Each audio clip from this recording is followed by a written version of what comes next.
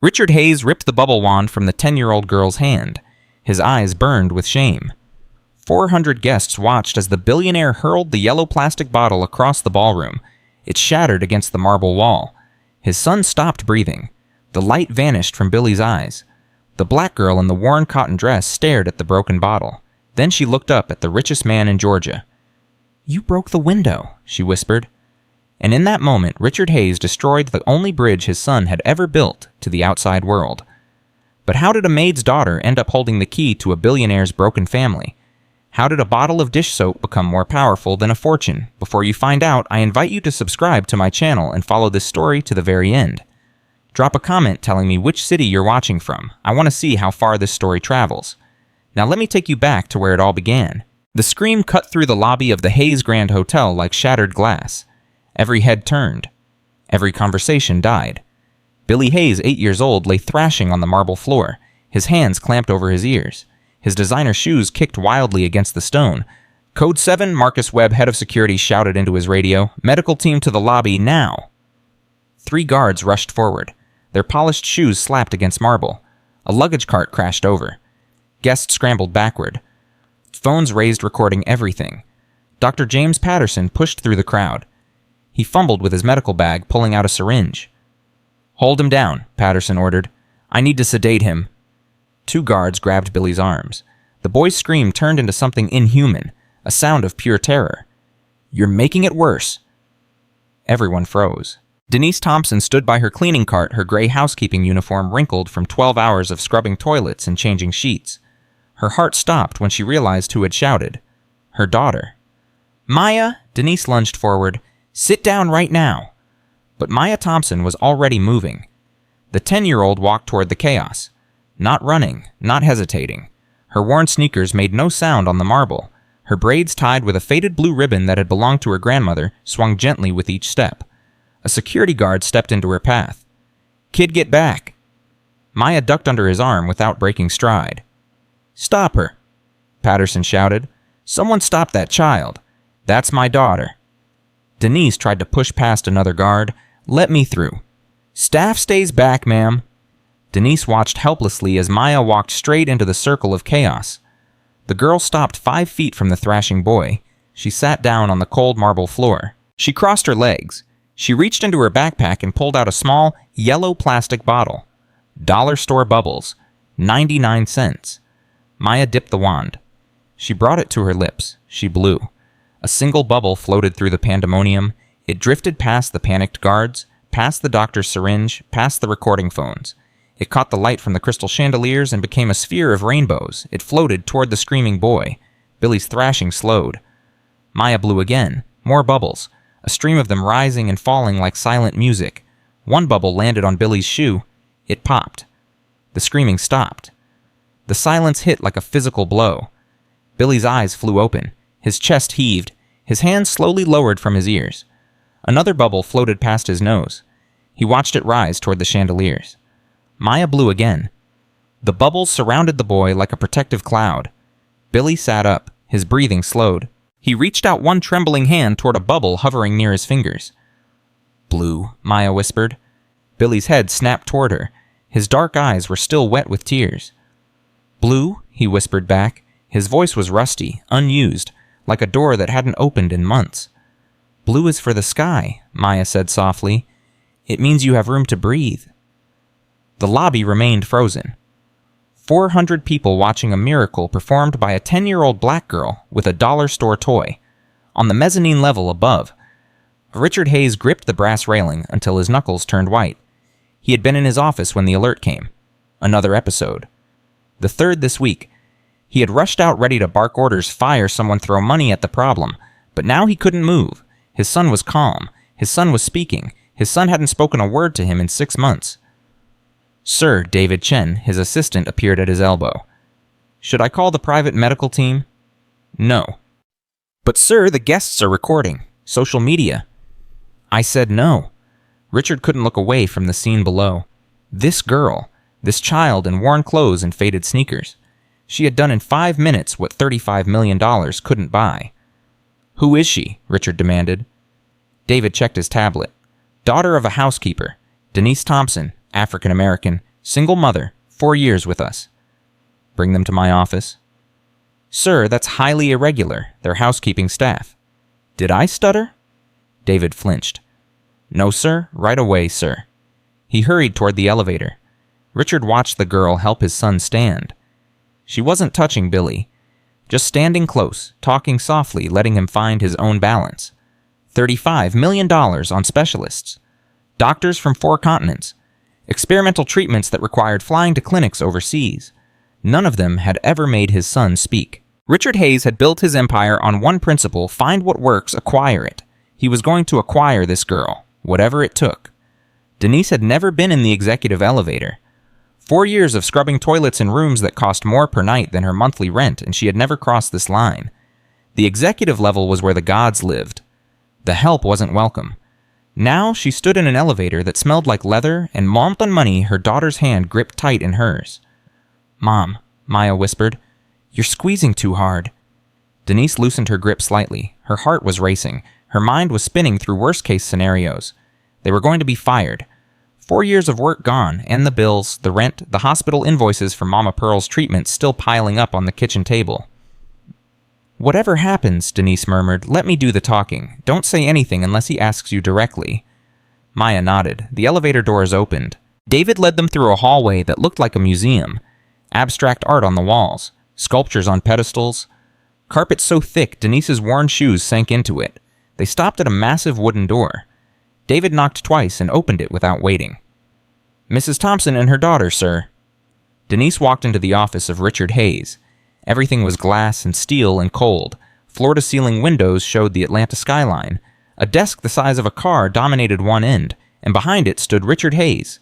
He wasn't sitting. He was standing with his hands clasped behind his back, examining them like items on a balance sheet. Mr. Hayes? Denise's voice came out steadier than she felt.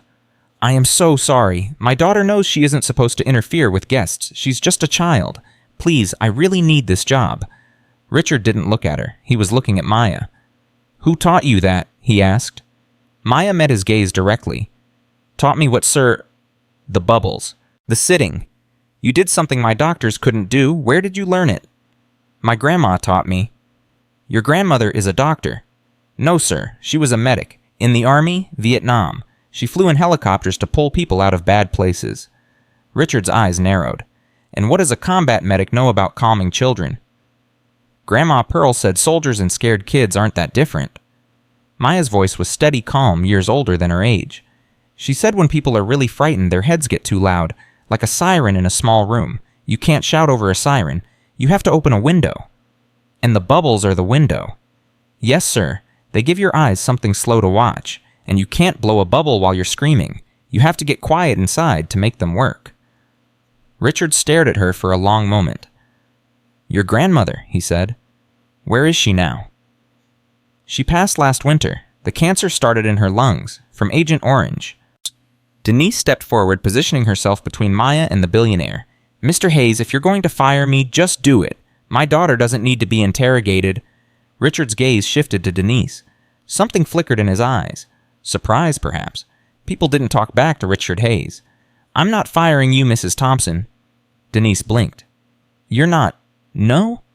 Richard walked to the window, his back to them.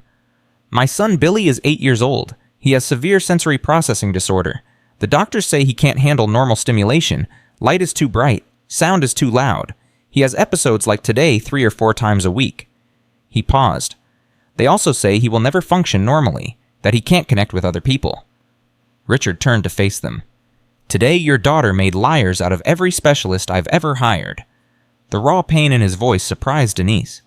This wasn't just a billionaire solving a problem. This was a desperate father. What do you want from us? Denise asked carefully.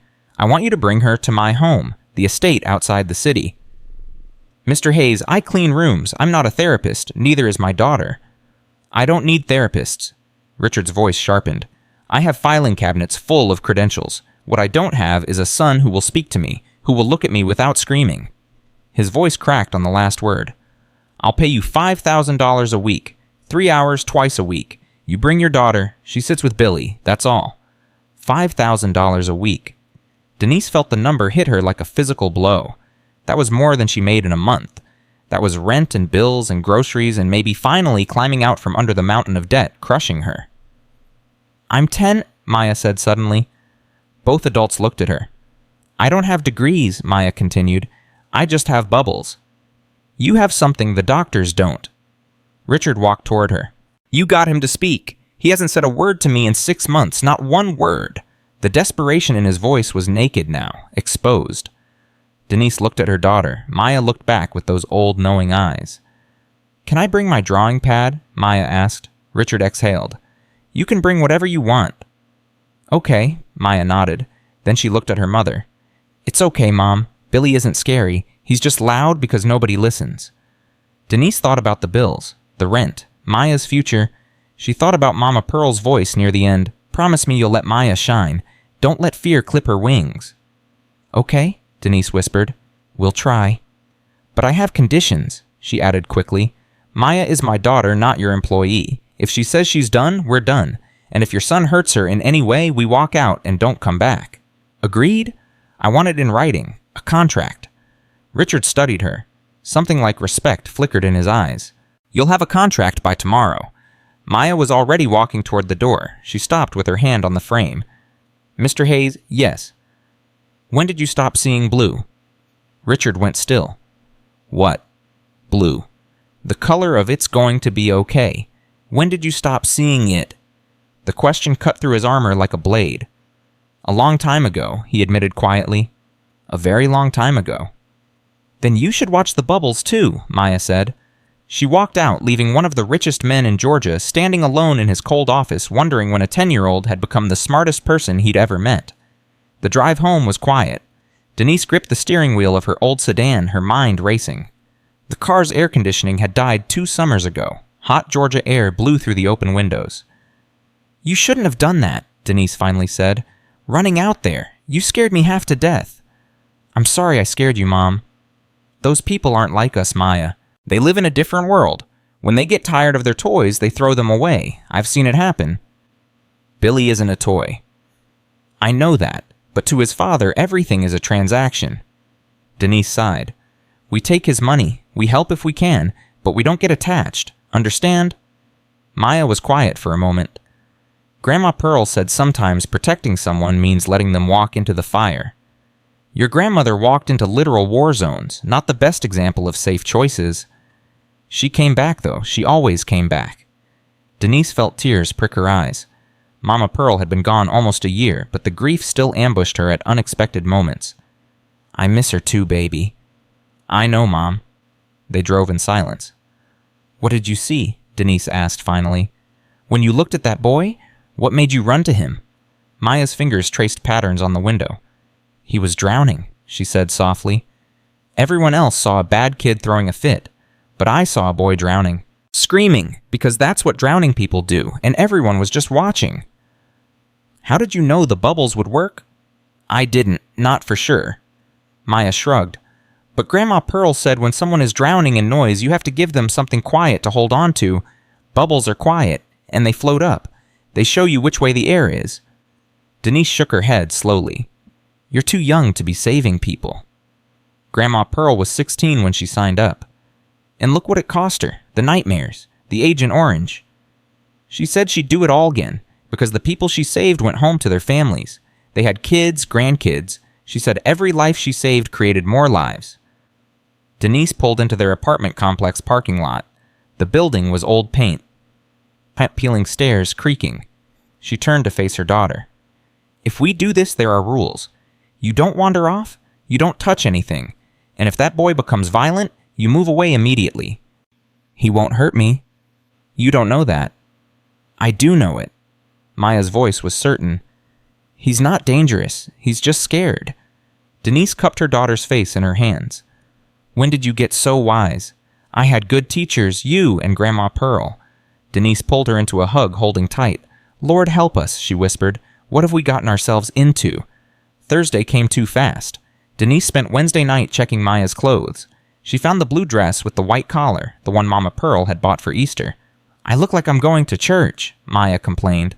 "You look presentable." "Billy won't care what I'm wearing." "His father will, and his staff will." Denise smoothed the crease on Maya's shoulder. They're going to be watching you baby, judging you, looking for reasons to say you don't belong. Because I'm black. Denise paused. They'd had this conversation before. It never got easier. Because you're black, and poor, and the daughter of a maid. Denise turned Maya to face her. You have to show them something different. What if I can't? You can. You're Pearl Washington's granddaughter. You come from women who survived slavery and Jim Crow. You have their strength in your blood. Maya nodded slowly. I won't forget.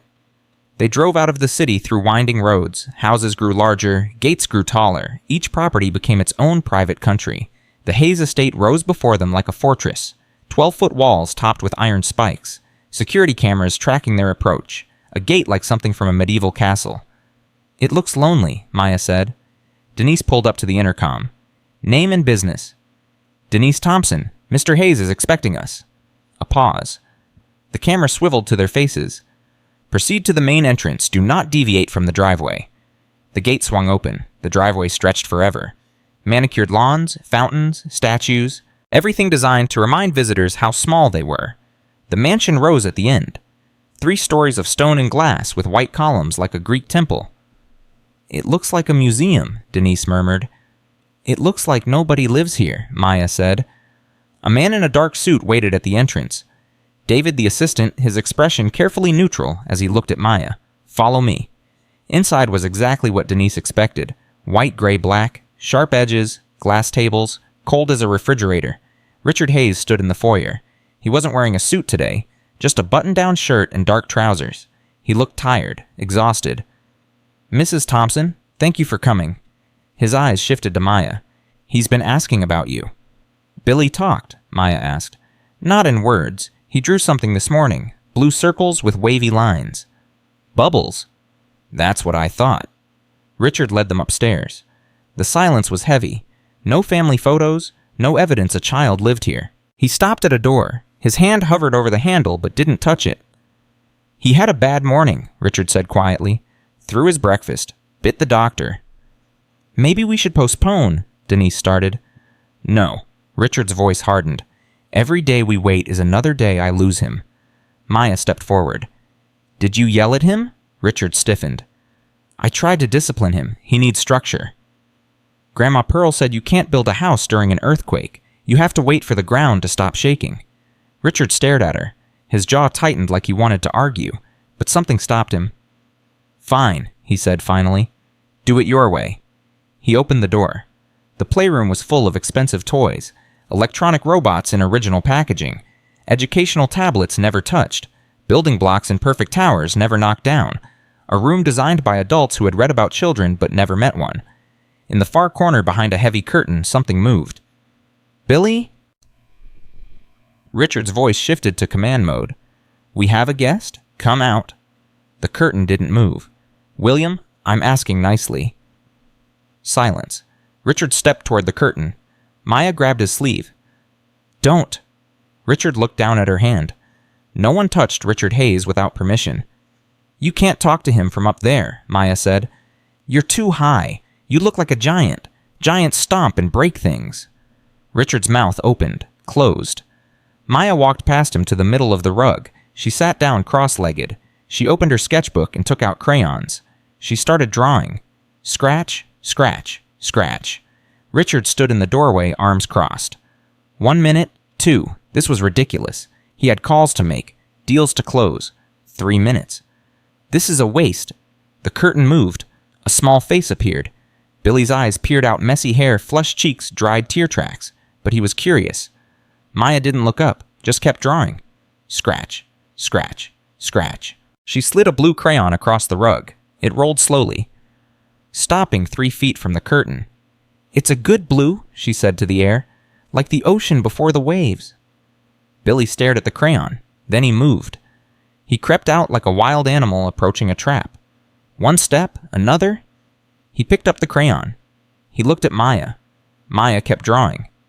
Billy sat down, not next to her, but on the same rug. Same space. He put crayon to paper. Richard watched his son draw. Jagged lines at first, angry scribbles. But Maya just hummed softly and drew beside him. 20 minutes passed. Maya drew a fish. Simple. Blue. He's lonely, she whispered. Billy stopped. He looked at her fish. Then he picked up a green crayon. He drew a clumsy blob next to her fish. Now he has a friend, Billy said. His voice was rusty, unused. Richard felt something crack in his chest. He stepped forward. His leather shoes squeaked on the hardwood. Billy's head snapped toward the sound. His eyes went wide. The green crayon snapped in his grip. He scrambled backward, curling into a ball, hiding his face. No, no, no, no. Billy, Richard reached out. Stop. Maya's voice cut like a blade. Don't come closer. I just wanted to see. You walked heavy. You broke the water. Richard froze.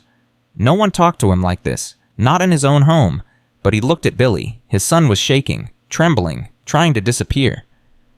We have to go now, Billy, Maya said softly. My mom has to cook dinner. Billy's hand crept out. His fingers touched Maya's sneaker. A plea. Stay. I'll come back, Maya promised. Keep the fish safe. She walked past Richard without looking at him. Denise was waiting in the hallway, face tight. Same time Thursday, Richard said. His voice was hollow. They didn't speak until they were in the car driving through the iron gates. Maya, Denise's voice shook. You cannot speak to Mr. Hayes like that. He scared his son, Mom. Billy was talking, drawing, happy, and his dad ruined it because he couldn't wait. That's not our business. Helping Billy is our business. Sometimes that means telling his father the truth. Denise wanted to argue, but Maya was right. Just be careful, Denise said finally. Men like Richard Hayes don't like being told what to do, especially by people like us. People like us. Black, poor, staff. The moment we become more trouble than we're worth. He'll throw us away. That's right. Maya was quiet. Then, Grandma Pearl got thrown away too. By the army, the hospital. But she kept helping anyway. She said the throwing away was their sin, not hers. Denise felt tears burn her eyes. They pulled into their apartment complex. The building was tired, worn, but home. Maya. Denise turned to face her daughter. I need to ask you something. What? When Billy saw his father coming, he wasn't just startled. He was terrified, like he was expecting to be hurt. Maya didn't answer for a long moment. I saw it too, Mom. Has his father hit him? I don't know, but Billy's scared of him, really scared. The kind of scared that doesn't come from loud voices. Denise gripped the steering wheel. What are we going to do? She whispered. Maya opened the car door. The evening air was warm and thick. We're going to help him, Mom. That's what Grandma Pearl would do. She walked toward the apartment building, her worn sneakers scuffing against cracked pavement. Denise watched her go. Something was wrong in that house. Something beyond a boy with sensory issues and a father who didn't understand him. She thought about Billy's eyes when Richard stepped forward. The instant terror. The way he'd curled up like he was expecting a blow. What was happening behind those 12-foot walls, and what had they walked into? Denise didn't have answers. But she made a silent promise as she sat in her old car in the fading light. She would find out, and she would protect her daughter, no matter what it cost. The following Thursday, Maya sat on Billy's playroom floor with her sketchbook open. Billy sat 3 feet away, close enough to share crayons, but far enough to feel safe. He hadn't spoken yet today, but he was watching her draw. What's that? Billy whispered finally. Maya didn't look up. A map. A map of what? Your house. Billy leaned closer, curiosity overcoming caution.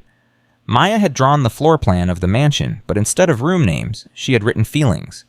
The kitchen was yellow, warm. The playroom was green, safe. The garden was light blue, free. And Richard's office was black, loud. Billy stared at the black square. His finger hovered over it, but didn't touch. That's where he works, Billy said. I know. It's always loud in there. Even when it's quiet, it's loud. Maya nodded slowly.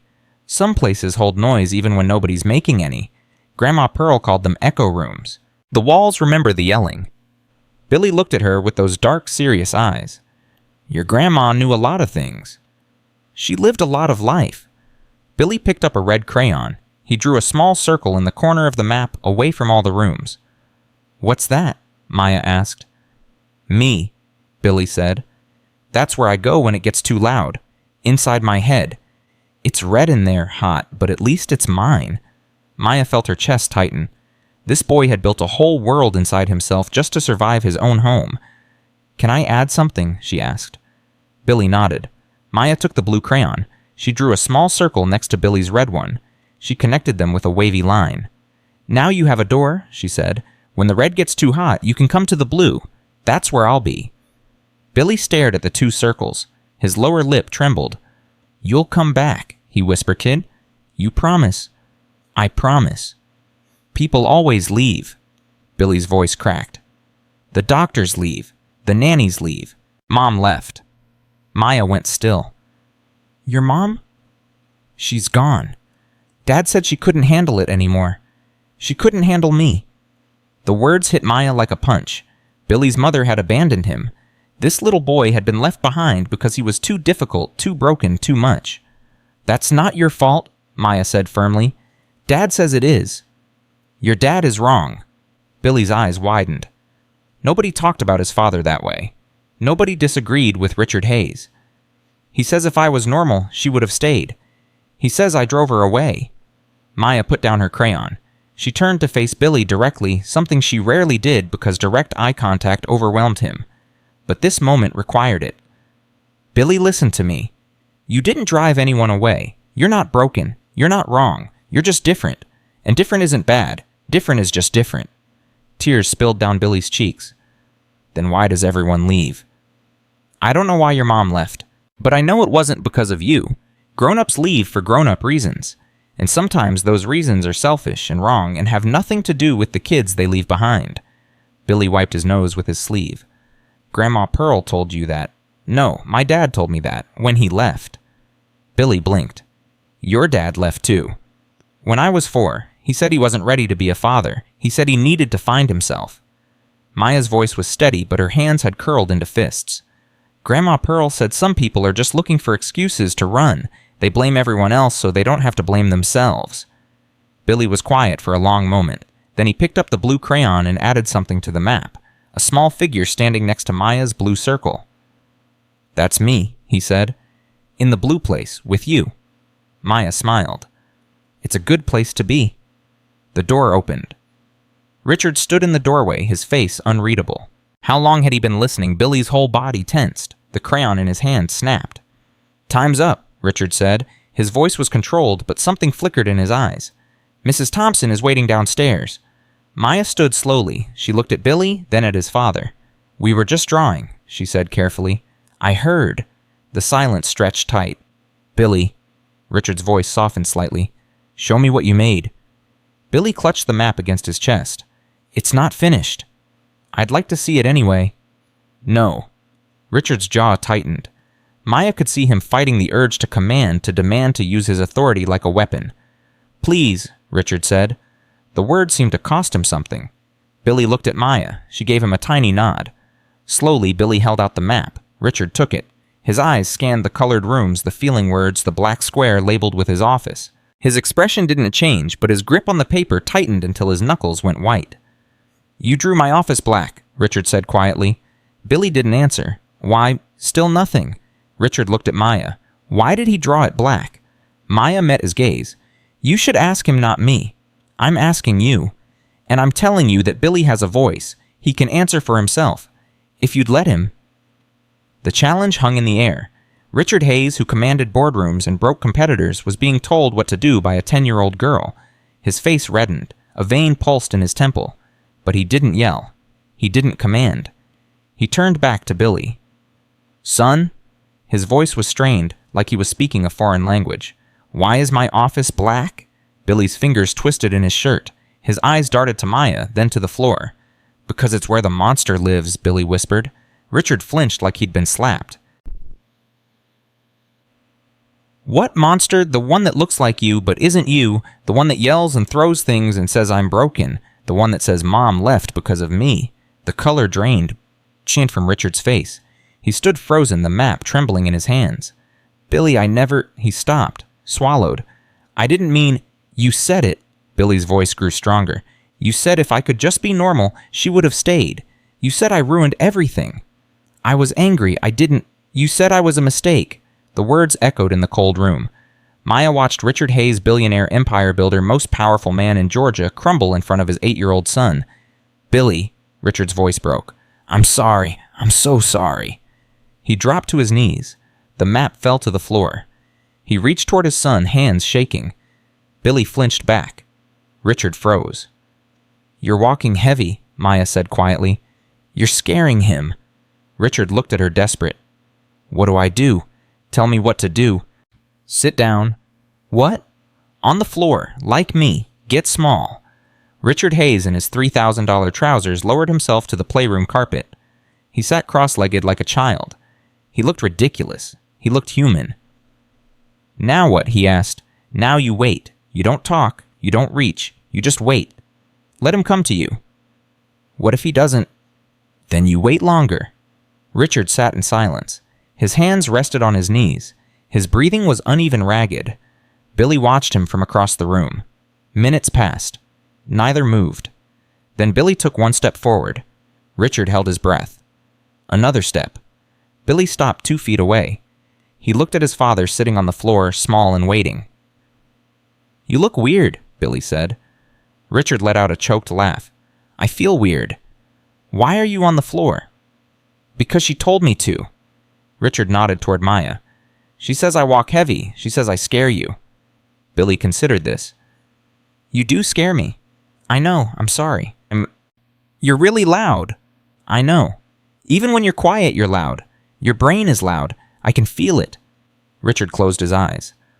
"I don't know how to be quiet. I've never been quiet. My whole life, I've had to be the loudest person in the room. If you're not loud, people don't listen." "I listen," Billy said. "I listen to everything. That's the problem. I can't stop listening." "I know, son. I know." Billy took another step. He was within arm's reach now. Richard didn't move. Didn't reach. Just waited. Billy sat down, not next to his father, not touching, but facing him, present. "Maya says blue is for it's going to be okay," Billy said. "She told me that too." "Do you believe her?" Richard looked at his son, really looked at him maybe for the first time in years. "I want to," Richard said. "I want to believe her."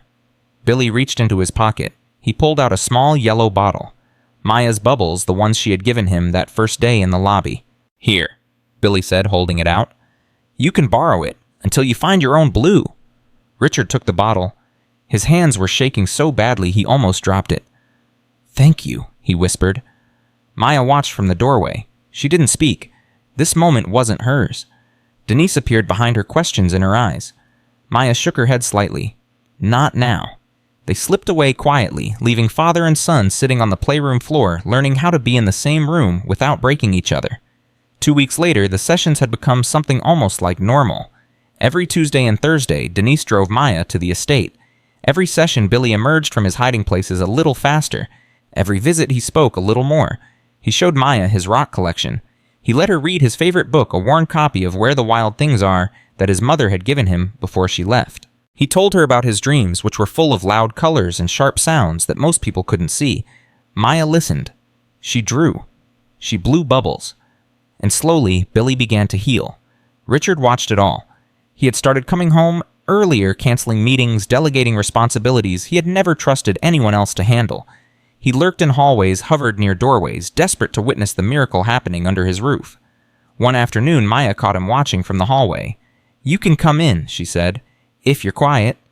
Richard entered like a man walking into a church. He sat on the floor in the corner, trying to make himself small. Billy glanced at him, tensed for a moment, then went back to drawing. Progress. "He's getting better," Richard said to Denise later in the kitchen. "Don't you think he's getting better?" Denise looked at the billionaire. He looked different these days, less polished, more human. He had stopped wearing suits at home. He had started eating dinner in the kitchen instead of the formal dining room. "He's opening up," Denise said carefully, "but better is a big word. He's not broken, Mr. Hayes. He doesn't need to be fixed. He just needs to be understood." "I'm trying to understand." "I know you are." Richard poured himself a glass of water. His hands were still unsteady. Denise noticed he hadn't touched alcohol since Maya started coming. "The Hayes Foundation Gala is in 3 weeks," Richard said. Denise felt her stomach tighten. "Okay." "It's the biggest event of the year. Every major investor, every competitor, every journalist in the Southeast will be there." "What does that have to do with us?" Richard set down his glass. He looked at Denise with something that might have been hope, or desperation. She couldn't tell the difference anymore. "I want Billy to come." Denise went cold. "Mr. Hayes." "Just for an hour, maybe 2. He would meet people, shake hands, show them that he's improving, that the Hayes family is strong. Billy can't handle crowds, you know that. The noise, the lights, the people. That's why I want Maya there." Richard's voice grew urgent. "She keeps him calm. If she's with him, he might be able to do it. She's 10 years old. She's not a service animal." "I know what she is." Richard's jaw tightened. "I know exactly what she is. She's the only person who has ever reached my son, and I'm asking you to help me show the world that Billy is going to be okay." Denise stared at him. "This isn't about Billy being okay. This is about you, your image, your reputation. It's about both. Is it because it sounds like you want to parade your son in front of cameras to prove something? To who? Your investors, your rivals?" Richard's face hardened. "You don't understand my world, Mrs. Thompson. There are people who want to destroy me. People who whisper that my son is defective, that the Hayes bloodline is tainted. If I don't show them otherwise, they'll use it against me." "Use your son against you?" "Yes." "And you want to use him right back." The words hung in the air. Richard's expression flickered with something that might have been shame, but it passed quickly. "I'm paying you a lot of money," Richard said quietly. "I'm asking for 1 night, 2 hours. Maya stays with Billy the whole time. If he gets overwhelmed, you leave. No questions asked." Denise wanted to say no. Every instinct screamed at her to refuse to grab Maya and walk away from this man and his money and his desperate need to control everything. But she thought about the bills that were finally getting paid. She thought about Maya's college fund that actually had money in it now. She thought about the future she was building, one $5,000 check at a time. "I have to talk to Maya," Denise said finally. "Of course. And if she says no, we don't go. No arguments, no negotiations." "Agreed. And if we do go, there are rules. No photographs of Maya, no interviews. And if Billy shows any sign of distress, we leave immediately. You don't argue. You don't try to convince us to stay." "Agreed?" Denise looked at this man who commanded empires. He looked small right now, desperate. "Why does it matter so much?" she asked. "What people think?" Richard was quiet for a long moment. "Because it's all I have," he said finally. "My wife left. My son hates me.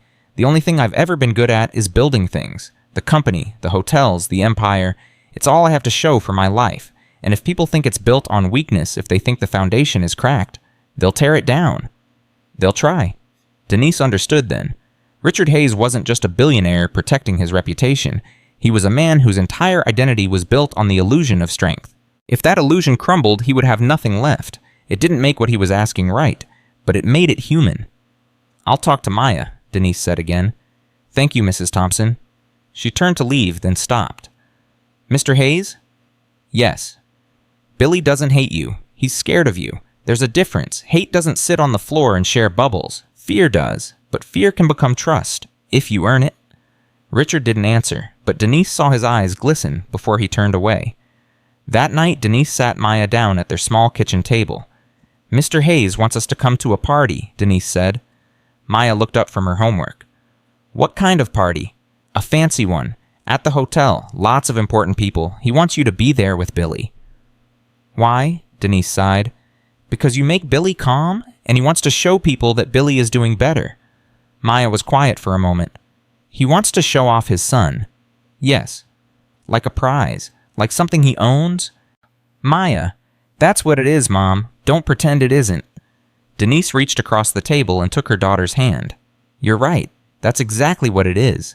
And if you don't want to go, we won't go. I don't care how much money he's paying us." Maya stared at her homework. Her pencil tapped against the table. "What does Billy want?" she asked finally. "I don't know. Mr. Hayes didn't ask him." "Then I need to ask him." "Maya, if Billy wants to go, I'll help him. If he doesn't, I'll tell Mr. Hayes no." Maya looked at her mother with those old wise eyes. "This should be Billy's choice, not his dad's, not ours, Billy's." Denise felt pride swell in her chest. Her daughter, 10 years old, understood something that Richard Hayes had never learned, that people weren't props, that children had voices, that consent mattered. "Okay," Denise said. "We'll ask Billy." The next session, Maya sat with Billy on the playroom floor. "Your dad wants you to come to a party," she said. Billy went still. "What party?" "A big one, at the hotel. Lots of people." "How many people?" "A lot. Hundreds." Billy's face went pale. His hands started to shake. "Why would he want that?" Billy whispered. "He knows I can't do that. He knows crowds make me... He wants to show people that you're okay, that you're getting better." "But I'm not okay." Billy's voice rose. "I'm not better. I'm just different when you're here. When you leave, everything goes back to loud. Everything goes back to hard."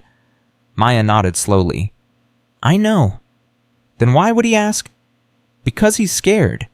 He's scared people will think he's weak, that you're weak. He wants to prove them wrong." Billy pulled his knees to his chest.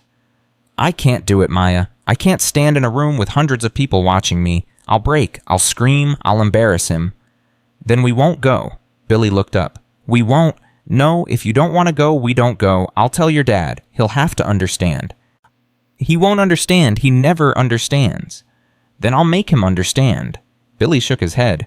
"He'll be so angry. He'll yell. He'll say I'm ruining everything again." "Let him yell. Let him be angry. That's his choice. Your choice is whether or not you want to go to that party, and if you say no, I'll stand next to you and say no too." Billy stared at her. No one had ever offered to stand with him before. No one had ever said his no mattered. "What if I wanted to go, Billy asked quietly. Maya blinked. What if I wanted to try, just to see if I could what?" "Billy, you don't have to prove anything to anyone." "I know." Billy hugged his knees tighter. "But I'm tired of being scared. I'm tired of hiding. I'm tired of everyone thinking I can't do anything." He looked at Maya with fierce determination.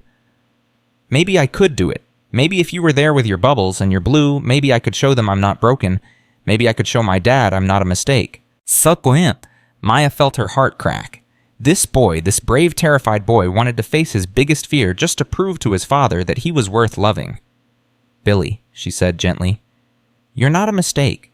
You know that, right? You don't have to prove anything to be worth loving." "I know." A tear slipped down his cheek. "But I want to try anyway. I want to be brave, just once. I want to know what it feels like." Maya took a deep breath. "Okay," she said. "If you want to try, I'll be right there with you, the whole time. And if it gets too loud, if you need to leave, we'll find the blue. We'll find the blue." Billy wiped his eyes. "Will you bring extra bubbles?" Maya smiled. "I'll bring all the bubbles in the world." 3 days before the gala, Richard called an emergency meeting with his team. "Billy will attend for exactly 1 hour," Richard announced. "He will stand by my side, shake hands with key guests, and demonstrate that he is capable of functioning in social situations." His assistant David shifted uncomfortably. "Sir, are you sure this is wise if he has an episode in front of investors?" "He won't." "But if he does..." "He won't." Richard's voice was ice. "The Thompson girl will be there. She keeps him stable. Everything will go according to plan." "And if it doesn't..." Richard didn't answer. Later that night, Richard stood outside Billy's bedroom door. He could hear his son talking to himself inside. Not agitated, just talking. Something about fish and blue places and a girl named Maya. Richard raised his hand to knock, stopped, lowered it. He wanted to go in. He wanted to sit on the floor and be quiet and earn his son's trust, the way Maya had taught him, but the gala was in 3 days.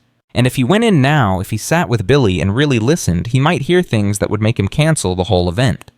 He might hear his son say he was scared. He might hear his son say no. Richard couldn't afford to hear no, not now, not when everything was riding on this night. So he turned away from the door. He walked down the hallway to his black office. He poured himself a drink, and he told himself that everything would be fine, that Billy would rise to the occasion, that 1 hour of discomfort was a small price to pay for silencing the doubters. Richard Hayes had built his empire on calculated risks. His son was just another risk, another asset, another piece of the plan. He almost believed it. The night before the gala, Maya couldn't sleep. She lay in her small bed, staring at the ceiling, thinking about Billy's face when he said he wanted to be brave. "You awake, baby?" Denise stood in the doorway, silhouetted by the hallway light. "Can't sleep," Maya said. Denise sat on the edge of the bed. "Me neither." "I'm scared, Mom." "I know. What if something goes wrong? What if Billy breaks down and I can't help him? What if I make things worse? Denise smoothed Maya's braids. Then we'll leave. We'll get in the car and drive away and never look back. Mr. Hayes will be angry. Let him be angry. His anger isn't worth your peace, or Billy's. Maya turned to face her mother. Grandma Pearl went into war zones. She saved soldiers who were bleeding and screaming and dying. She wasn't scared. Baby, she was terrified, every single time. She told me once that courage isn't the absence of fear. It's doing the right thing even when you're so scared you can barely breathe. Is that what tomorrow is? Is the right thing? Denise was quiet for a long moment. I don't know, she admitted. I don't know if we're helping Billy or helping his father use him. I don't know if this will make things better or blow everything apart, but I know one thing. What? You're not going in alone. I'll be right there, and the moment you or Billy need to leave, we leave. No arguments, no looking back. Together. Maya reached out and squeezed her mother's hand. Together, she repeated. They sat in the darkness, holding hands, waiting for morning. Neither of them knew that Richard Hayes was sitting in his office at that same moment, staring at a photo of Billy's mother. She had left 3 years ago. No warning, no explanation. Just a note on the kitchen counter that said, I can't do this anymore. I'm sorry. Richard had never told Billy the whole truth. That his mother had left because she was exhausted and depressed and broken by years of trying to reach a son who couldn't be reached. That she was living in California now with a new husband and a new baby, a child who was normal. That she had replaced them. Richard picked up his phone. He had her number. He had never deleted it. His thumb hovered over the call button. What would he say? Come back. Billy's getting better. He might be okay after all. Would she even care? He put the phone down. Tomorrow he would show the world that his son was worth something, that the Hayes legacy was intact, that he hadn't failed at the one thing that was supposed to matter more than business. Tomorrow he would prove them all wrong, or he would destroy everything. Either way, there was no turning back. The morning of the gala arrived wrapped in gray clouds. Maya woke before dawn. She lay in bed listening to the rain tap against her window, her stomach tight with dread. Today was the day. She got up and went to her closet. Denise had bought her a new dress for the occasion. It was simple, dark blue, the nicest thing Maya had ever owned. It still had the price tag on it. $47, more than Denise usually spent on groceries for a week. Maya touched the fabric. Soft, smooth, nothing like the rough cotton of her everyday clothes. You're up early. Denise stood in the doorway, already dressed, her eyes shadowed from lack of sleep. Couldn't sleep anymore, Maya said.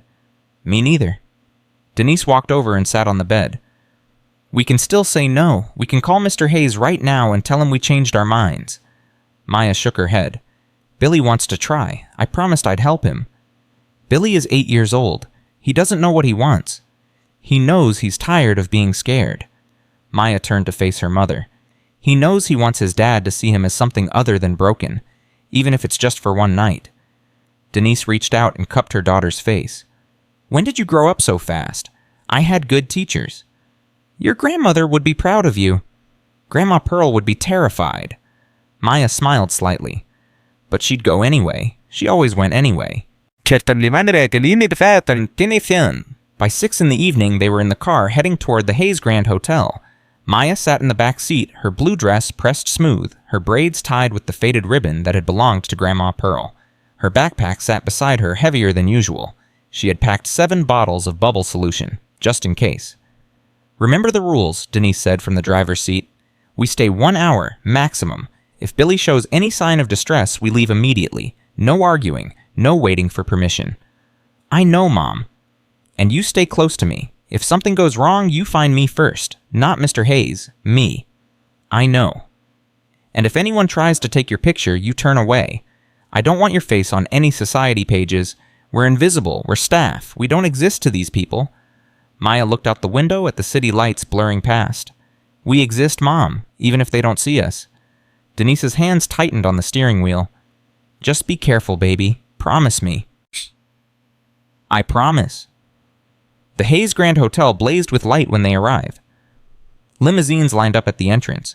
Women in gowns that cost more than houses floated up the red carpet. Men in tuxedos that could pay off mortgages posed for photographers. Denise parked in the staff lot around back. They entered through the service entrance, the same door Denise used every day for her cleaning shifts. David was waiting for them inside. Follow me, he said, his voice clipped. Mr. Hayes wants to brief you before the event begins. They followed him through service corridors that Maya had never seen before, the hidden arteries of the hotel where staff moved like ghosts to keep the illusion of effortless luxury alive. Richard was waiting in a private room near the ballroom. He wore a tuxedo that probably cost more than Denise's car. His hair was perfectly styled. His shoes gleamed. He looked every inch the billionaire, but his eyes were wild, desperate, terrified. "You're late," Richard said. "We're 10 minutes early," Denise replied calmly. Richard checked his watch, checked it again. His hands were shaking. "Billy is with the nanny," Richard said. "She'll bring him down in 15 minutes. The plan is simple. We enter as a family. Billy stands beside me. Maya stands beside Billy. We circulate for 1 hour, shake hands with key guests, then Billy goes back upstairs." "What if he gets overwhelmed before the hour is up?" Maya asked. Richard's jaw tightened. "He won't." "But what if he does?"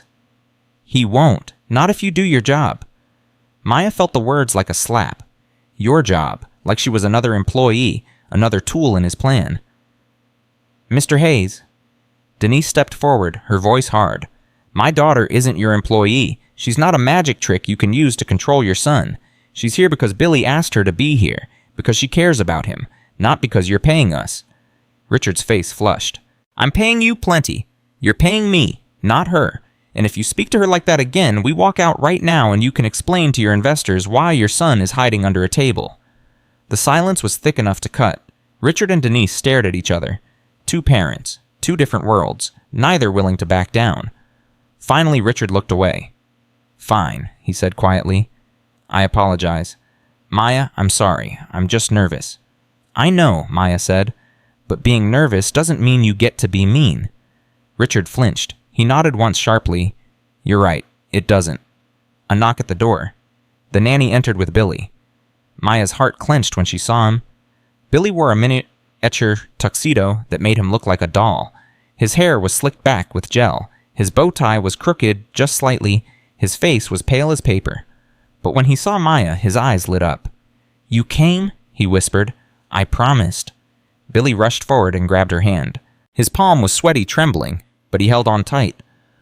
"I'm scared," he admitted. "My stomach feels like snakes." "Mine too." "Really?" "Really. But Grandma Pearl said that's okay. She said snakes in your stomach mean you're about to do something brave. It's your body getting ready to fight." Billy nodded slowly. He squared his small shoulders. "I'm ready to fight," he said. Richard watched the exchange. Something flickered in his eye. Envy, maybe. His son had never held his hand like that. Never looked at him with that much trust. "It's time," Richard said. "Let's go." They walked toward the ballroom. Maya held Billy's hand the entire way. She could feel his pulse racing through his palm, could feel the tremors running through his small body. "Remember," she whispered, "if it gets too loud, squeeze my hand 3 times. That's our signal. We'll find somewhere quiet." 3 squeezes, Billy repeated. "Got it." "And if you need bubbles, tell me. I have them in my backpack." "You brought them 7 bottles." Billy almost smiled. "That's a lot of blue. Enough for an ocean." The doors opened. The ballroom hit them like a wave. 400 people. Crystal chandeliers blazing. A string quartet playing something classical and complicated. The roar of conversation, laughter glasses, clinking shoes, clicking on marble. Billy's hand clamped down on Maya's like a vice. "Easy," she murmured. "Focus on me. Just me. Everyone else is fuzzy, blurry. They're not real. Only I'm real." "Only you're real," Billy repeated. His voice was thin, stretched. Richard strode forward, pulling Billy with him. Maya had to hurry to keep up, refusing to let go of Billy's hand. "Richard." A man in his 60s approached, silver-haired and smiling. "Good to see you, old friend. And this must be young William. My, he's gotten so big." Billy pressed closer to Maya. "Say hello, Billy, didn't you?" Richard instructed. Billy's mouth opened. Nothing came out. "He's just shy," Richard said quickly. "Long day. You know how children are." Of course. The man's eyes flicked to Maya, to her brown skin, to her hand holding Billy's. "And who is this? A family friend," Richard said. The lie came easily. "She helps with Billy's therapy." "Ah." The man's smile didn't reach his eyes. "How progressive." They moved on. More guests, more handshakes, more curious stares at the black girl in the blue dress holding the billionaire's son's hand. Maya felt the eyes on her, the judgment, The questions nobody asked out loud, but everyone was thinking. She kept her chin up, kept her voice soft, kept Billy grounded with whispered reminders. "You're doing great. Just 10 more minutes. Look at the chandelier. Count the lights." 30 minutes passed. Billy was holding on. Barely. His face had gone from pale to gray. Sweat beaded on his forehead. His hand never stopped trembling. "We should take a break," Maya said to Richard during a lull between conversations. "Not yet. Senator Morrison just arrived. I need to introduce Billy." "He's exhausted. Look at him." "He's fine." "He's not fine. He's about to." "Maya." Richard's voice was sharp, final. "Not now." He pulled Billy toward a group of men near the stage. Maya followed, her dread growing with every step. The men turned. One of them was Senator Morrison, a heavy-set man with a politician's practiced smile. Beside him stood a woman in her 60s dripping with diamonds, her face lifted by surgery into a permanent expression of mild surprise. "Richard," the senator boomed. "There you are. We were just talking about your new development project, and this must be the boy." He looked down at Billy. Billy shrank back. The diamond woman leaned forward. "He's darling. A bit small for his age, isn't he? And so quiet. Is it true what they say about him?" Richard's smile turned to stone. "What do they say, Eleanor?" "Oh, you know." Eleanor Whitmore waved a manicured hand. "That he's troubled. Special needs, they call it now. In my day, we just called them difficult." Maya felt Billy's grip tighten. 3 squeezes. The signal. "Mr. Hayes," Maya said urgently, "we need to—" "Not now. He's showing signs of—" "I said not now." Eleanor's eyes found Maya. Her lip curled slightly. "And who is this, the help?" "She's a family friend," Richard said through gritted teeth. "Really?" Eleanor looked Maya up and down. "She doesn't look like your usual social circle, Richard. Is this some kind of charity project? How noble of you." Maya felt the words like needles, but she didn't react. She couldn't react. Not now. Billy needed her focused. "We need to leave," Maya said directly to Richard. "Right now. He's going to—" Billy made a sound, a low keening noise that started in his throat and built rapidly. Eleanor stepped back, her face twisting with disgust. "Good Lord, what's wrong with him?" "Billy?" Richard grabbed his son's shoulder. "Stop it. Not here. Control yourself." The keening grew louder. Billy's eyes were squeezed shut. His hands flew to his ears. "Billy, stop." Richard's voice rose. "People are watching. Stop it right now. You're making it worse." Maya tried to pull Billy away from his father. Richard yanked Billy back. "This is not the time for a tantrum, William. The dam broke." Billy screamed. It was the same scream from the lobby, the same raw animal sound of terror that no child should ever make. He dropped to the floor, thrashing his small body, convulsing against the marble. The string quartet stopped playing. Conversations died. 400 pairs of eyes turned toward the spectacle. Eleanor Whitmore stumbled backward, champagne sloshing from her glass. "Someone control that child." "Billy." Richard dropped to his knees, grabbing his son's arms. "Stop this! Everyone is looking! You're embarrassing yourself." Maya moved. She pushed past Richard and knelt beside Billy. She yanked her backpack off her shoulder, fumbling for the bubbles. "Billy, look at me! Look at me! I'm here! I'm right here!" She pulled out the yellow bottle. The cheap dollar store plastic felt like a lifeline in her hands. She dipped the wand. She blew. Bubbles rose through the chaos. They floated past the horrified guests, past Eleanor's dripping champagne, past the frozen servers with their silver trays.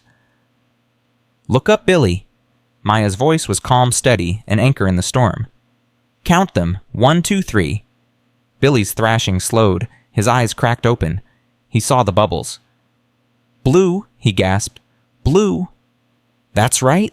Keep counting. 4, 5, 6. Billy's hands slowly lowered from his ears. His breathing stuttered, but began to steady. It was working, just like before. The magic was working. And then Richard grabbed the bubble wand from Maya's hand. Enough. He was standing now, his face twisted with shame and fury. "This is ridiculous, Soap Bubbles. This is your solution. This is what I'm paying for. Mr. Hayes, give it back." Maya reached for the wand. What he needs is discipline," Richard's voice echoed through the silent ballroom. "What he needs is to grow up and stop acting like a baby. I have spent millions of dollars trying to fix him, and nothing works. Nothing." He hurled the yellow bottle across the room. It sailed through the air in a perfect arc, trailing drops of soap. It hit the marble wall near the entrance and shattered. Plastic cracked. Soapy water splattered across the pristine floor. The room went dead silent. Billy stopped breathing. Maya watched the broken bottle lying in a puddle of soap, and something inside her shattered too. She turned to Richard. Her voice was quiet, colder than she had ever heard it. "You broke the window." Richard was panting, his chest heaving, his eyes wild. He looked at the broken bottle, at his son lying motionless on the floor, at the 400 guests watching in frozen horror. The reality of what he had done crashed over him like a wave. "Billy," Richard dropped to his knees. "Billy, I'm sorry. I didn't mean to. I was scared. I was so scared." Billy didn't respond. His eyes were open, but there was nothing behind them. The light that Maya had worked so hard to coax out the spark that had finally started to glow was gone, extinguished. He stared at the ceiling with empty eyes, retreated so far inside himself that he might never find his way back. "Billy." Richard shook his son's shoulder. "Billy, look at me. Please. Say something. Say anything." Nothing.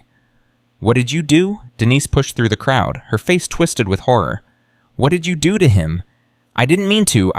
The pressure. Everyone was watching and he was screaming and you couldn't handle it." Maya stood up slowly. "So you broke the only thing that was helping him?" Richard looked at her. Tears streamed down his face. "I'm sorry," he whispered. "Don't tell me." Maya's voice didn't waver.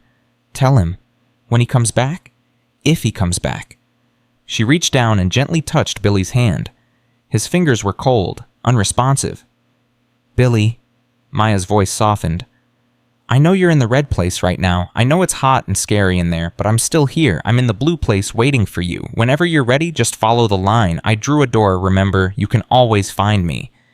Billy didn't move, didn't blink. Maya stood up. She looked at Denise. "We need to go, Mom." "Baby, we can't just leave him like this."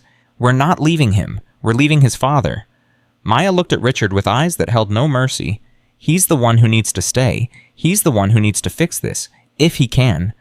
Richard flinched like she had slapped him. "Please." His voice cracked. "Please don't go. I need your help. I can't do this alone." "You should have thought about that before you threw the window away." Maya took her mother's hand. Together they walked through the crowd of frozen guests, past Eleanor Whitmore's gaping face, past Senator Morrison's uncomfortable shuffling. The crowd parted for them. No one spoke. No one tried to stop them. At the door, Maya paused. She looked back at Richard Hayes kneeling on the floor beside his catatonic son, surrounded by the broken pieces of his perfect evening. "Grandma Pearl told me something once," Maya said. "She said some people are so afraid of being weak that they destroy the things they love just to prove they're strong. She said that's not strength. That's just fear wearing a mask." She turned and walked out. The door closed behind them. The silence in the ballroom was absolute. The drive home was quiet. Denise kept her eyes on the road, her jaw tight, her knuckles white on the steering wheel. Maya sat in the back seat, still wearing her blue dress, staring at her empty hands. "Are you okay?" Denise finally asked. "No." "Do you want to talk about it?" "No." They drove in silence for another mile. "I failed him," Maya whispered. Denise's eyes found hers in the rearview mirror. "Baby, you didn't fail anyone." "I promised I would help him. I promised I would keep him safe. And I couldn't stop it. I couldn't stop his dad from His dad made a choice. A terrible, selfish choice. That's not on you." "But Billy's gone. Did you see his eyes, Mom? He's gone. He went so deep inside that I don't know if he can come back." "He'll come back. You got through to him before. You can do it again." Maya shook her head. "Not if Mr. Hayes won't let me. After tonight, he's probably going to fire us. Blame us for what happened." "Let him." "Mom, I mean it." Denise pulled the car over to the side of the road. She turned to face her daughter. "Listen to me, Maya. What happened tonight is not your fault. You did everything right. You loved that boy. You gave him a window when nobody else even tried. His father broke that window. His father, not you." "But..." "No buts." Denise reached back and grabbed Maya's hand. "You're 10 years old. You shouldn't have to carry this. You shouldn't have to save people who don't want to be saved. Grandma Pearl spent her whole life trying, and it ate her up inside. I watched it happen. I won't watch it happen to you." Maya felt tears spilling down her cheeks. She had been holding them back since the ballroom, but now they came in a flood. "I just wanted to help him," she sobbed. "I just wanted him to see blue." Denise unbuckled her seatbelt and climbed into the back seat. She pulled Maya into her arms and held her while she cried. "I know, baby, I know. Why do people break things? Why do they hurt the people they're supposed to love? I don't know. I've been asking that question my whole life." They sat there on the side of the road, mother and daughter, holding each other in the darkness. When Maya's tears finally slowed, Denise pulled back and wiped her daughter's face with her sleeve. "What do you want to do?" Denise asked. "If Mr. Hayes calls, if he asks us to come back, what do you want to do?" Maya was quiet for a long moment. "I want to help Billy," she said finally, "but not for his dad, for Billy, because he deserves better, because he didn't choose any of this. And if his dad won't let you, if he fires us and cuts us off." Maya looked at her mother with eyes that had aged a decade in one night. "Then I'll find another way. Grandma Pearl said there's always a door. You just have to keep looking." Denise smiled through her own tears. "You're too much like her, you know that. Is that bad? No, baby, it's the best thing about you." They drove the rest of the way home in a silence that felt different. Not empty. Full. Full of grief and anger and love and determination. When they got home, Maya went straight to her room. She changed out of the blue dress and put on her old pajamas, the ones with the faded flowers that Grandma Pearl had given her. She pulled her sketchbook from her backpack and opened to a blank page. She started to draw. Billy in the red place. Alone, hot, scared. And next to him a door. Blue. Waiting. A line connecting them thin but unbroken. She would find a way back to him. She didn't know how yet, but she would find a way. At the Hayes estate, the aftermath of the gala unfolded in cold silence. Richard sat in Billy's room watching his son lie motionless in bed. Billy hadn't spoken since the ballroom. Hadn't moved. Hadn't eaten. The doctors had come and gone. They used words like dissociative episode and catatonic state and psychological trauma. They recommended hospitals, specialists, medications. Richard had sent them all away. Now it was just him and his son in the darkness. "I'm sorry," Richard whispered for the 100th time. "I'm so sorry, Billy. I didn't mean it. I was scared. I was so scared of what they would think, of what they would say. I forgot that you were scared too. I forgot that you needed me to be strong for you, not for them." Billy stared at the ceiling. His eyes were open but empty. Richard reached out and touched his son's hand. Billy didn't react. "The girl was right," Richard said. "Maya, she was right about everything. I am heavy. I do break things. I've been breaking things my whole life and calling it winning." He leaned his head against the bed, his shoulders shaking. "Your mother left because of me, not because of you. I told you it was your fault because I couldn't admit it was mine. I couldn't admit that I drove her away with my noise and my demands and my need to control everything. I blamed you because blaming you was easier than looking in the mirror." Tears soaked into the expensive sheets. "I'm a monster, Billy. You were right. The black room is where the monster lives, and the monster is me." He stayed there all night. He didn't sleep, didn't eat, just sat beside his son's bed, waiting for a sign of life that didn't come. At 3 a.m, his phone buzzed. A text from David. "The press is calling. What's our statement?" Richard typed back. "No statement. Cancel all appointments for the week. I'm not available." "David, sir, the board is concerned. The footage from tonight is already online. Stock is projected to drop." Richard stared at the message. 3 months ago, he would have been in crisis mode. Damage control, spin doctors, emergency board meetings. Now he just turned off the phone and set it aside. Let it drop. Let it all drop. None of it mattered if his son never came back. At dawn, Richard made a decision. He got up from the chair beside Billy's bed. He walked downstairs to the kitchen. For the first time in years, he made his own coffee. He burnt it. It tasted terrible. He drank it anyway. Then he picked up his phone and scrolled to a number he had saved but never used. Denise Thompson. He typed a message, deleted it, typed again, deleted again. Finally, he just wrote, "I'm sorry. Please come back. Not for me. For Billy. I'll do whatever it takes. Whatever you say. Just please help me bring him back." He hit send before he could change his mind. Across town, Denise's phone buzzed. She was already awake, sitting at the kitchen table with a cup of cold coffee, staring at the bills that had seemed so important a week ago. She read Richard's message 3 times. Then she walked to Maya's room and opened the door. Maya was asleep with her sketchbook open on her chest. The drawing of Billy in the red place was still visible, the blue door waiting. Denise looked at her daughter. This child who had been through too much, who had given too much, who deserved to be a kid, and instead kept having to be a hero. She made a decision. She would show Maya the message when she woke up. She would let Maya decide. Not because Denise was too weak to choose, but because Maya had earned the right to choose her own path. Grandma Pearl had always said that the greatest gift you could give someone was the freedom to decide their own destiny. Denise closed the door softly. She went back to the kitchen, and she waited for morning. Maya woke to the smell of coffee and the sound of her mother moving quietly in the kitchen. She lay still for a moment, staring at the ceiling, remembering.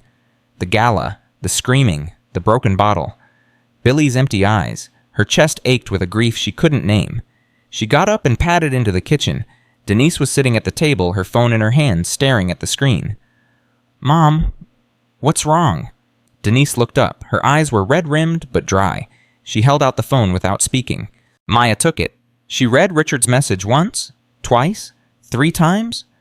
"I'm sorry. Please come back. Not for me, for Billy. I'll do whatever it takes, whatever you say. Just please help me bring him back." Maya set the phone down carefully on the table. "When did this come?" she asked. "Around 6 this morning." "What did you tell him?" "Nothing yet. I wanted to wait for you." Denise reached across the table and took Maya's hand. "This is your decision, baby. Not mine, not his, yours." Maya looked at the phone, at the message, at the desperate words of a man who had destroyed everything and was finally asking for help. "He broke the window," Maya said quietly. "I know. He hurt Billy. He made him go away. I know. He doesn't deserve our help. No, he doesn't." Maya pulled her hand back. She walked to the window and looked out at the gray morning. Rain was still falling soft and steady. "But Billy does," Maya whispered. Denise closed her eyes. She had known this was coming, had known from the moment she read Richard's message that Maya would choose to go back, because that's who Maya was. That's who Grandma Pearl had raised her to be. "If we do this," Denise said carefully, "it has to be different. No more galas, no more showing off, no more treating you like a tool." "I know. And if he breaks something again, if he hurts Billy again, we're done. Forever. No second chances." "I know, Mom." "Do you? Because I need you to understand what you're walking into. Richard Hayes is a broken man. Broken people are dangerous. They lash out. They destroy things. They hurt the people trying to help them." Maya turned from the window. Her eyes were old again. Grandma Pearl's eyes. "Grandma Pearl said broken people are the ones who need help the most. She said if you only help the people who deserve it, you'll never help anyone." Denise felt tears prick her eyes. "Your grandmother was a saint." "She was a soldier. She said saints sit in churches. Soldiers go to war." "And you want to go to war for Billy Hayes." Maya nodded slowly. "He's still in the red place, Mom. I can feel it. He's waiting for someone to open the door. If I don't go, no one will." Denise stood up. She walked to her daughter and pulled her into a hug. "Okay," she whispered. "We'll go, but we do it my way. And if anything feels wrong, if anything scares you, you tell me immediately. Promise." "Promise." They drove to the Hayes estate in the late morning. The rain had stopped, but the sky remained heavy with clouds. The iron gates opened without them having to announce themselves. Someone had been watching, waiting. The mansion looked different in the gray light. Smaller, somehow, less imposing, just a big house full of empty rooms. Richard met them at the door. Maya barely recognized him. He wasn't wearing a suit. He was wearing jeans and a wrinkled sweater that looked like he'd slept in it. His hair was uncombed. His face was unshaven. Dark circles hung under his eyes like bruises. He looked like a man who had been to war and lost. "Thank you," Richard said. His voice was hoarse. "Thank you for coming." "Don't thank us yet," Denise replied. "We're here for Billy, not for you." I know. Richard stepped aside to let them in. "He's upstairs. He hasn't moved since last night. Hasn't eaten. Hasn't spoken. The doctors want to hospitalize him, but I can't. I won't let them take him away. Not again." Maya started toward the stairs. "Wait." Richard's voice stopped her. "Before you go up, I need to tell you something." Maya turned. Richard's hands were shaking. He clasped them together to hide it, but Maya saw. "I called his mother this morning." Denise stiffened. "What?" "Catherine, my ex-wife. I called her." Richard's voice broke slightly. "I told her what happened. I told her Billy needed her. I begged her to come." "What did she say?" Maya asked. Richard's jaw tightened. His eyes glistened. "She said no. She said she has a new life now, a new family. She said she can't come back, not even for this." The silence stretched tight. You told Billy his mother left because of him, Maya said quietly. But that wasn't true, was it? Richard shook his head. She left because of me, because I was never home, because I cared more about the company than our family, because when Billy's problems started, I threw money at them instead of love. She asked me to choose, the empire or the family. His voice dropped to a whisper. I chose wrong. Maya looked at this man, this powerful, wealthy, broken man who had lost everything that mattered and was only now realizing the cost. Why did you tell Billy it was his fault? She asked. Richard flinched. Because I was a coward, because blaming him was easier than blaming myself. Because if it was his fault, then I didn't have to change. I didn't have to admit that I destroyed my own family. Denise shook her head in disgust. You let your son believe his mother abandoned him because he was broken. Do you have any idea what that does to a child? I know. Tears spilled down Richard's cheeks. He didn't try to hide them. I know what I did. I know there's no excuse. I know I don't deserve forgiveness. But Billy does. He deserves a chance to heal, and I'll do anything to give him that chance. Maya studied him for a long moment. She remembered what Grandma Pearl used to say about judging people. You can't know a person's heart by looking at their worst day. You have to look at what they do the day after. This was Richard's day after. Take off your shoes, Maya said. Richard blinked. What? Your shoes. Take them off. Richard looked down at his feet. He was wearing expensive Italian loafers, the same kind he always wore.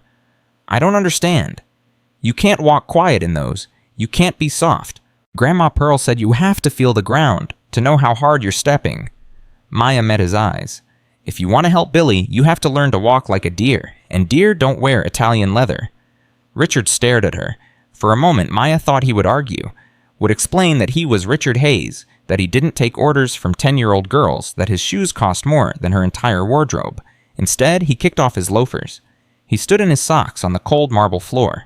He looked ridiculous. He looked human. What else? He asked. Maya nodded toward the kitchen. When's the last time Billy ate? I don't know. Yesterday, maybe, before the gala. Then we make him food. Something warm. Something that feels like home. I can call the cook. No, you make it, with your hands. Billy needs to know you're willing to work for him, not pay someone else to do it. Richard looked lost. I don't know how to cook. I've never... I'll teach you, Denise said. The words surprised her as much as they surprised Richard, but something had shifted in the room. Something had changed. My mama used to say you can't heal a heart on an empty stomach. If you really want to help your son, you start by learning to feed him. Richard swallowed a double hard. He nodded. Okay, he said. Teach me. 20 minutes later, Richard Hayes stood in his own kitchen for the first time in years. He didn't know where anything was. The cook kept appearing, offering to help, and Denise kept sending her away. This wasn't about making food. It was about making a father. Low heat, Denise instructed. Butter the bread, not the pan. If you rush it, you burn it. Richard fumbled with the butter knife. His hands were still shaking. He dropped a slice of cheese and had to pick it up from the floor. Sorry, he muttered. I'm not very good at this. Nobody's good at anything the first time, Maya said. She was sitting on the counter watching. Grandma Pearl burned water once, Richard managed a weak smile. I don't think that's possible. She found a way. She said failure is just practice for success. The grilled cheese sizzled in the pan. Richard watched it with more focus than he'd ever given a board meeting. It's turning brown, he said anxiously. That's good. That means it's working. How do I know when to flip it? You'll know. You'll feel it. Richard waited. Watched. When his instincts told him it was time, he slid the spatula under the sandwich and flipped it. It was perfect. Golden brown? Exactly right. I did it, Richard breathed. I actually did it. Don't celebrate yet, Denise said. You've got to get both sides right. And then you've got to get Billy to eat it. Richard's face fell. What if he won't? What if he's too far gone? Maya hopped off the counter. He's not gone. He's just hiding. When people are scared, they go to their safe place. For Billy, that's deep inside his head. We just have to give him a reason to come out. How? Food helps, but what he really needs is to know he's not alone, that someone is waiting for him, that it's safe to come back. Richard plated the sandwich. He cut it into triangles the way Billy liked it. Should I bring it to his room, Richard asked. We all go, Maya said. But you lead. You're his father. He needs to see you trying. They climbed the stairs together. Richard in front carrying the plate. Maya behind him carrying hope. Denise at the rear carrying caution. Billy's door was closed. Richard hesitated in front of it, the plate trembling in his hands. "What do I say, he whispered. "Whatever's true," Maya said. "He'll know if you're lying." Richard took a deep breath. He opened the door. Billy lay exactly as Richard had left him hours ago, on his back, eyes open, staring at nothing. His small body barely made a shape under the covers. Richard's throat tightened. His son looked dead, not sleeping. Dead, like the life had been drained out of him and only the shell remained. "Billy," Richard's voice cracked. "I brought you something. I made it myself. It's probably terrible. I've never made anything in my life, but I wanted to try. For you." No response. No movement. Richard walked slowly to the bed. He sat down on the edge. The mattress dipped under his weight. "I know you can hear me," Richard said softly. "Even if you can't answer, I know you're in there somewhere. Maya says you're in the red place. She says it's hot and scary, but I'm here now. I'm not going anywhere." Still nothing. Richard set the plate on the nightstand. He looked at his hand. Empty now. Useless. "I lied to you, Billy, about your mother. She didn't leave because of you. She left because of me, because I was never the father you needed, because I was so focused on building things that I forgot to build us." His voice broke. Tears dripped onto his jeans. "I blamed you because I was too ashamed to blame myself. That was wrong. So wrong. And I'm sorry. I'm so sorry." Billy didn't move. But Maya saw something, a tiny flicker behind his eyes, like a candle in a distant window. "He's listening," Maya whispered to Denise. Richard kept talking. "I broke your window, the bubbles. I broke them because I was scared. Everyone was watching and you were screaming and I didn't know what to do, so I did what I always do. I destroyed something, because destruction is easier than feeling, because anger is easier than fear." He reached out slowly and touched Billy's hand. Billy didn't pull away. That was something. "But I don't want to be that person anymore. I don't want to be the monster in the black room. I want to be your dad, a real dad. The kind who makes grilled cheese and sits on the floor and learns to walk quiet." Richard looked at Maya. "She's teaching me," Richard said. "The girl with the bubbles. She's teaching me how to be soft. I'm not very good at it yet. I'm probably the worst student she's ever had. But I'm trying. For you, Billy, I'm trying." The room was silent. Then Billy's fingers moved. Just slightly. Just a twitch. But his fingers curled around Richard's hand. "Billy." Richard leaned forward. "Billy, can you hear me?" Billy's lips moved. No sound came out at first. Then barely audible, "You're squeezing too hard." Richard loosened his grip instantly. Sorry, I'm still learning." "Learning what?" "To be gentle." Billy's eyes slowly focused. He turned his head and looked at his father. Really looked at him. Took in the wrinkled clothes, the unshaven face, the bare feet. "You're not wearing shoes," Billy said. "No." "Why?" "Because Maya said I walk too heavy. She said deer don't wear Italian leather." Billy's gaze shifted to Maya standing by the door. "You came back," Billy whispered. "I promised." "I was in the red place. It was so hot. I couldn't find the door." "But you found it?" "I heard him." Billy looked at his father again. "I heard him talking. About Mom. About being sorry. He sounded different."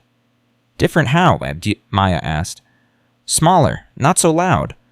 Billy's brow furrowed. "Why are you smaller, Dad?" Richard wiped his eyes. "I don't know, son. Maybe because I finally stopped trying to be big." Billy considered this. Then he looked at the plate on the nightstand. "You made that?" "Yes, it's grilled cheese. I know it's your favorite. I probably messed it up. The kitchen is very confusing." Billy reached for the sandwich. His movements were slow, weak, but he picked up a triangle and took a bite. He chewed, swallowed. "It's good," Billy said quietly. Richard let out a sound that was half laugh, half sob. "Really?" "The edges are a little burnt. I'll do better next time. Promise." Richard squeezed his son's hand. Gently this time. "I promise." Maya watched them from the doorway. Father and son tentatively reaching for each other across years of hurt and fear and misunderstanding. It wasn't fixed. Not by a long shot. But it was a start. Denise put a hand on Maya's shoulder. "You did good, baby," she whispered. Maya shook her head.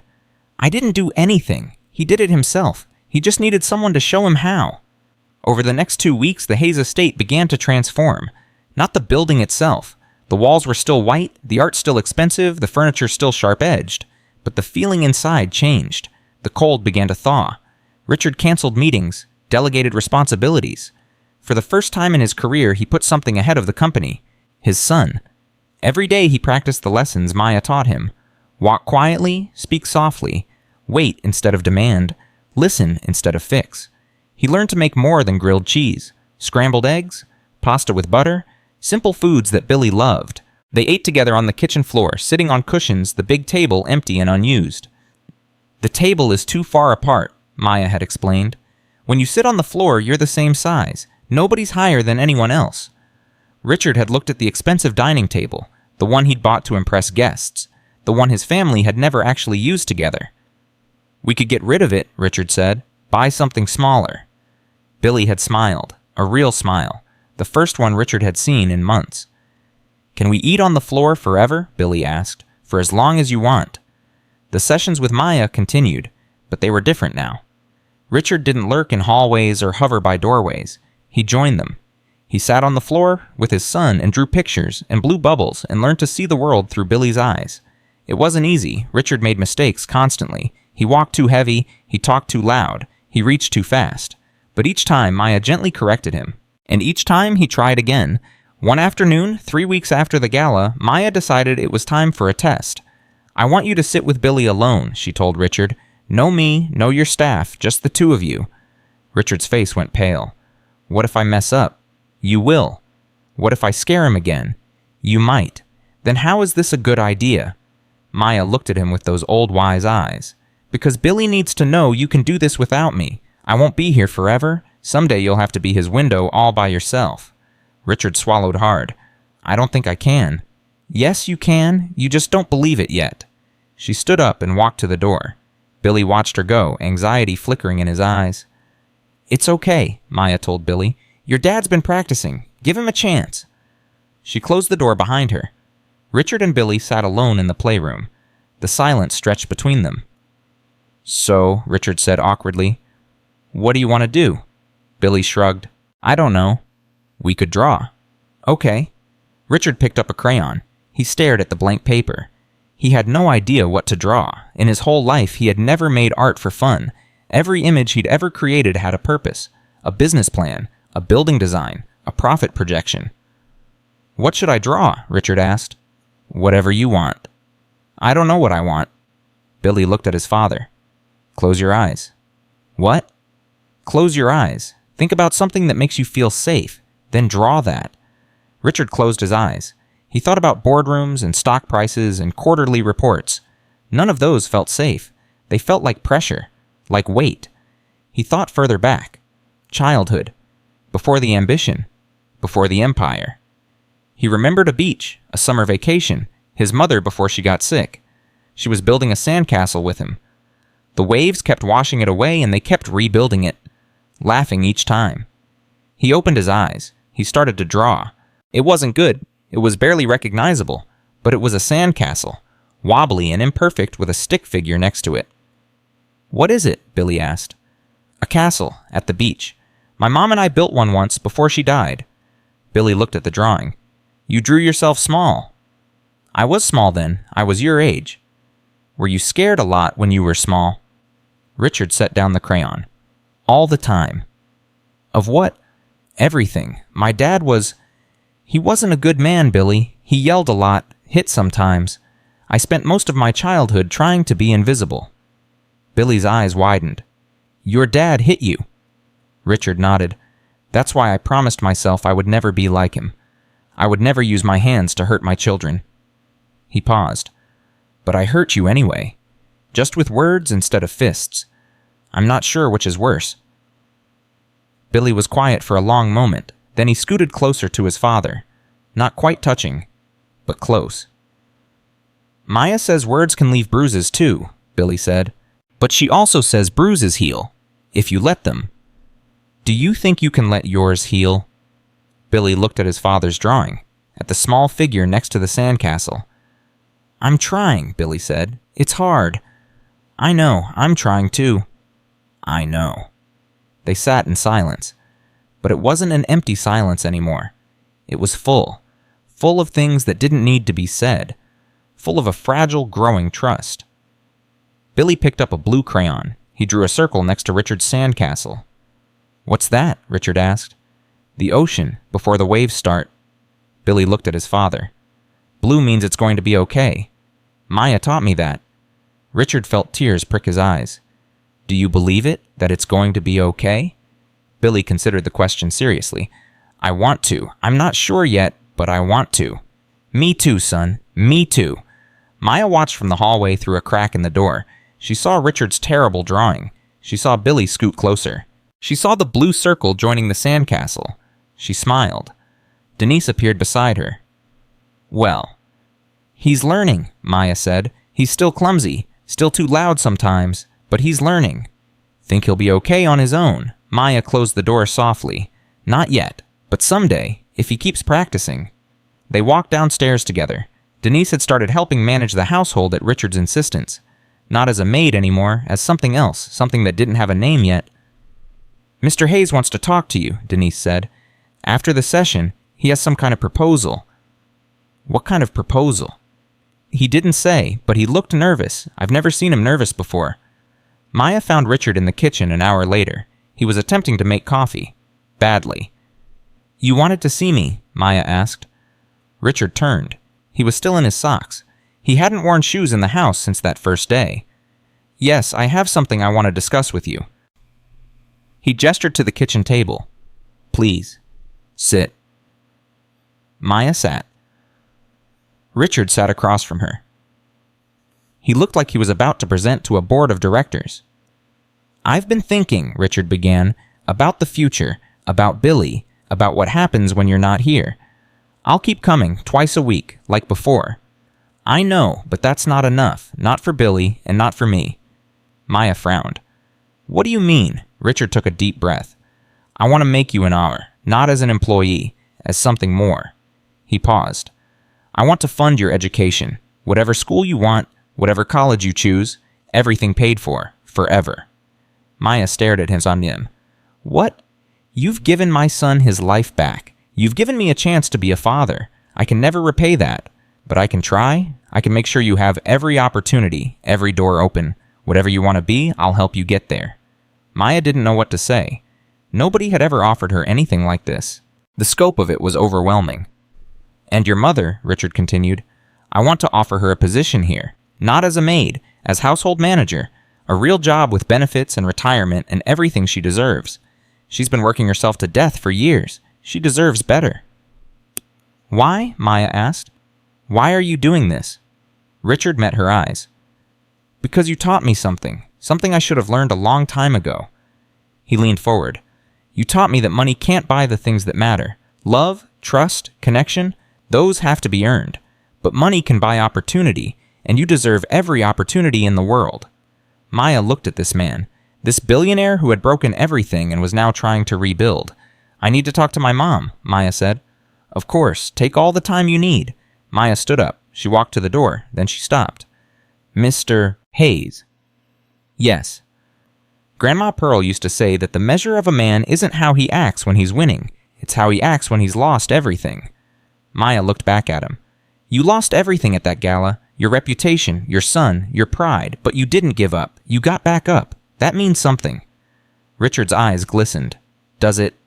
"It means you can change. Not everyone can. Some people stay broken forever, but you're choosing to be different. That takes courage." "I don't feel courageous. I feel terrified." Maya smiled. "Grandma Pearl said that's how you know it's real.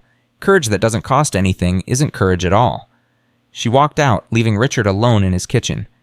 He sat there for a long time thinking about courage and cost and the 10-year-old girl who had taught him more in a few weeks than he had learned in 50 years of living. That night, Denise and Maya sat at their small kitchen table. The offer was between them, unspoken but present, a chance at a different life, a chance Maya had never dared to dream about. "What do you want to do?" Denise asked. Maya traced patterns on the table with her finger. "What do you want to do?" "I asked first. I want to help Billy. I want to make sure he's okay, but I don't want to leave you. I don't want to go to some fancy school where nobody looks like me." Denise reached across the table and took her daughter's hand. "Baby, you can have both. You can help Billy and have a future. Those things aren't enemies." "But what about you? You'd be working for him, living in his world, surrounded by people who look at us like we don't belong." Denise thought about that. She thought about the years of scrubbing toilets and changing sheets and being invisible. She thought about the stack of bills that was finally getting smaller. She thought about Mama Pearl, who had spent her whole life serving others without ever getting served herself. "I've been in their world my whole life," Denise said slowly. "I just haven't been able to live in it. Maybe this is different. Maybe this is a door. What if he changes his mind? What if he goes back to the way he was? Then we leave. We take whatever we've built, and we walk away." Denise squeezed Maya's hand.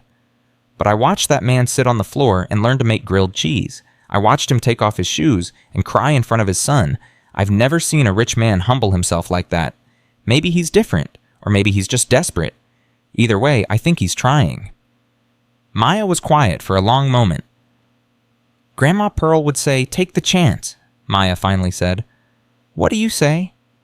Maya looked at her mother. This woman who had worked so hard for so long, who had given up everything so Maya could have something. "I say we deserve good things," Maya whispered. "I say we've earned them." Denise felt tears spill down her cheeks. She pulled her daughter into a hug and held her tight. "Then we say yes," Denise murmured. "We say yes, and we see what happens. Together. Together, always together." The next morning they drove to the Hayes estate. Richard was waiting in the kitchen. He had made coffee again. It was still terrible. "We accept," Denise said simply. Richard's face lit up, the first genuine smile Maya had ever seen from him. "Thank you," he breathed. "Thank you. You won't regret this." "We better not," Denise replied, but she was smiling too. "There's one condition," Maya added. Richard nodded. "Anything. You have to keep practicing, walking quiet, speaking soft, being small." Maya met his eyes. "You can't stop just because things get better, because they will get better, and when they do, you might forget. You might go back to being loud. You have to promise that won't happen." Richard knelt down so he was at Maya's eye level. His knees cracked against the tile floor. He didn't care. "I promise," he said. "On my mother's memory, on everything I have, I will never stop trying." Maya studied his face, looking for lies, looking for the mask. She didn't find any. "Okay," she said. "Then we have a deal." Richard stood up. He looked at Denise. "Welcome to the family, Mrs. Thompson, such as it is." Denise looked around at the cold kitchen, the expensive appliances, the empty spaces where warmth should live. "I think the family needs some work," she said. "I agree." Richard smiled. "That's why I hired experts." From upstairs, they heard footsteps, small feet on carpet. Billy appeared in the doorway, still in his pajamas, hair sticking up in every direction. "Did they say yes?" Billy asked. "They said yes," Richard confirmed. Billy's face broke into the biggest smile any of them had ever seen. He ran across the kitchen and threw his arms around Maya. "Thank you," he whispered. "Thank you for coming back." Maya hugged him tight. "I promised. Remember, I always keep my promises." Billy pulled back. He looked at his father. "Does this mean Maya can stay forever?" Richard knelt down again. He put one hand on Billy's shoulder, gently, softly. "Not forever," Richard said, "but for a long time. And even when she leaves, even when she goes off to college and becomes whatever amazing thing she's going to become, she'll always be welcome here. This is her home now, hers and her mother's, for as long as they want it." Billy processed this. Then he looked at Maya. "Do you want it?" Billy asked. "Do you want this to be your home?" Maya thought about their small apartment with the peeling paint and the creaking stairs. She thought about Grandma Pearl's room, still untouched, still full of memories. She thought about the life she was leaving and the life she was entering. "I want to be where I'm needed," Maya said finally. "And right now, I'm needed here." Billy nodded solemnly. "I need you," he said. "I know. So does Dad. He just doesn't know how to say it." Richard laughed. A real laugh. The first one Billy had heard from his father in years. "You're right," Richard admitted. "I'm still learning how to say things, but Maya's teaching me." He looked at the girl in the worn clothes who had changed everything. "She's the best teacher I've ever had." Maya felt warmth spread through her chest. Not pride exactly, something deeper, something that felt like purpose. Grandma Pearl had spent her whole life opening windows for people trapped in noise. She had taught Maya how to do the same, and now Maya was teaching someone else. The chain continued. The legacy lived on. Blue means it's going to be okay, and for the first time in a long time, Maya believed it. 6 months had passed since the night Richard Hayes shattered a bottle of bubbles sauce and nearly destroyed his son. 6 months of learning to walk quietly. 6 months of sitting on floors and eating grilled cheese and speaking in soft voices. 6 months of slowly rebuilding what had been broken. Maya stood at the window of Billy's playroom watching the autumn leaves drift across the estate grounds. Behind her, Billy sat cross-legged on the rug arranging his rock collection into careful patterns.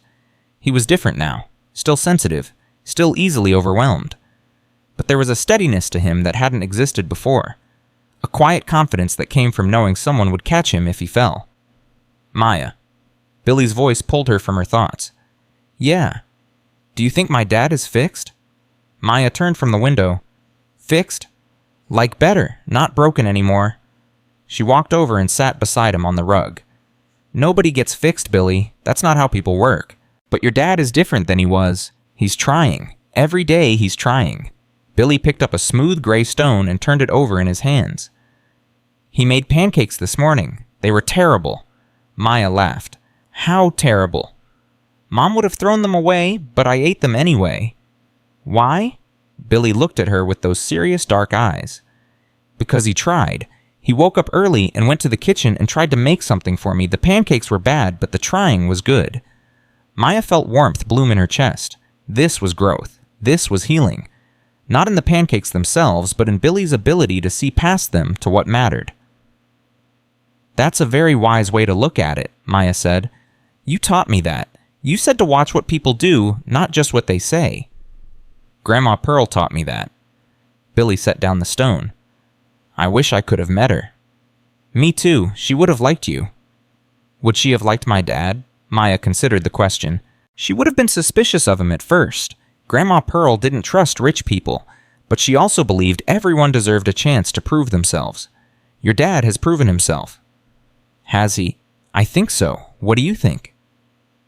Billy was quiet for a long moment. Then he said something that surprised Maya. I think he's scared. Scared of what? Of going backwards, of being the monster again. Billy's voice dropped to a whisper. Sometimes I hear him at night, walking around the house. He doesn't sleep much. I think he's afraid that if he stops trying, even for a minute, everything will break again. Maya felt her heart ache for Richard, the man who had everything except peace, the father who was terrified of failing his son again. Maybe you should tell him that, Maya said gently. Tell him what? That you notice, that you see him trying. Sometimes people need to hear that they're doing okay, especially people who don't believe it themselves. Billy thought about this. Then he stood up, brushing dust from his pants.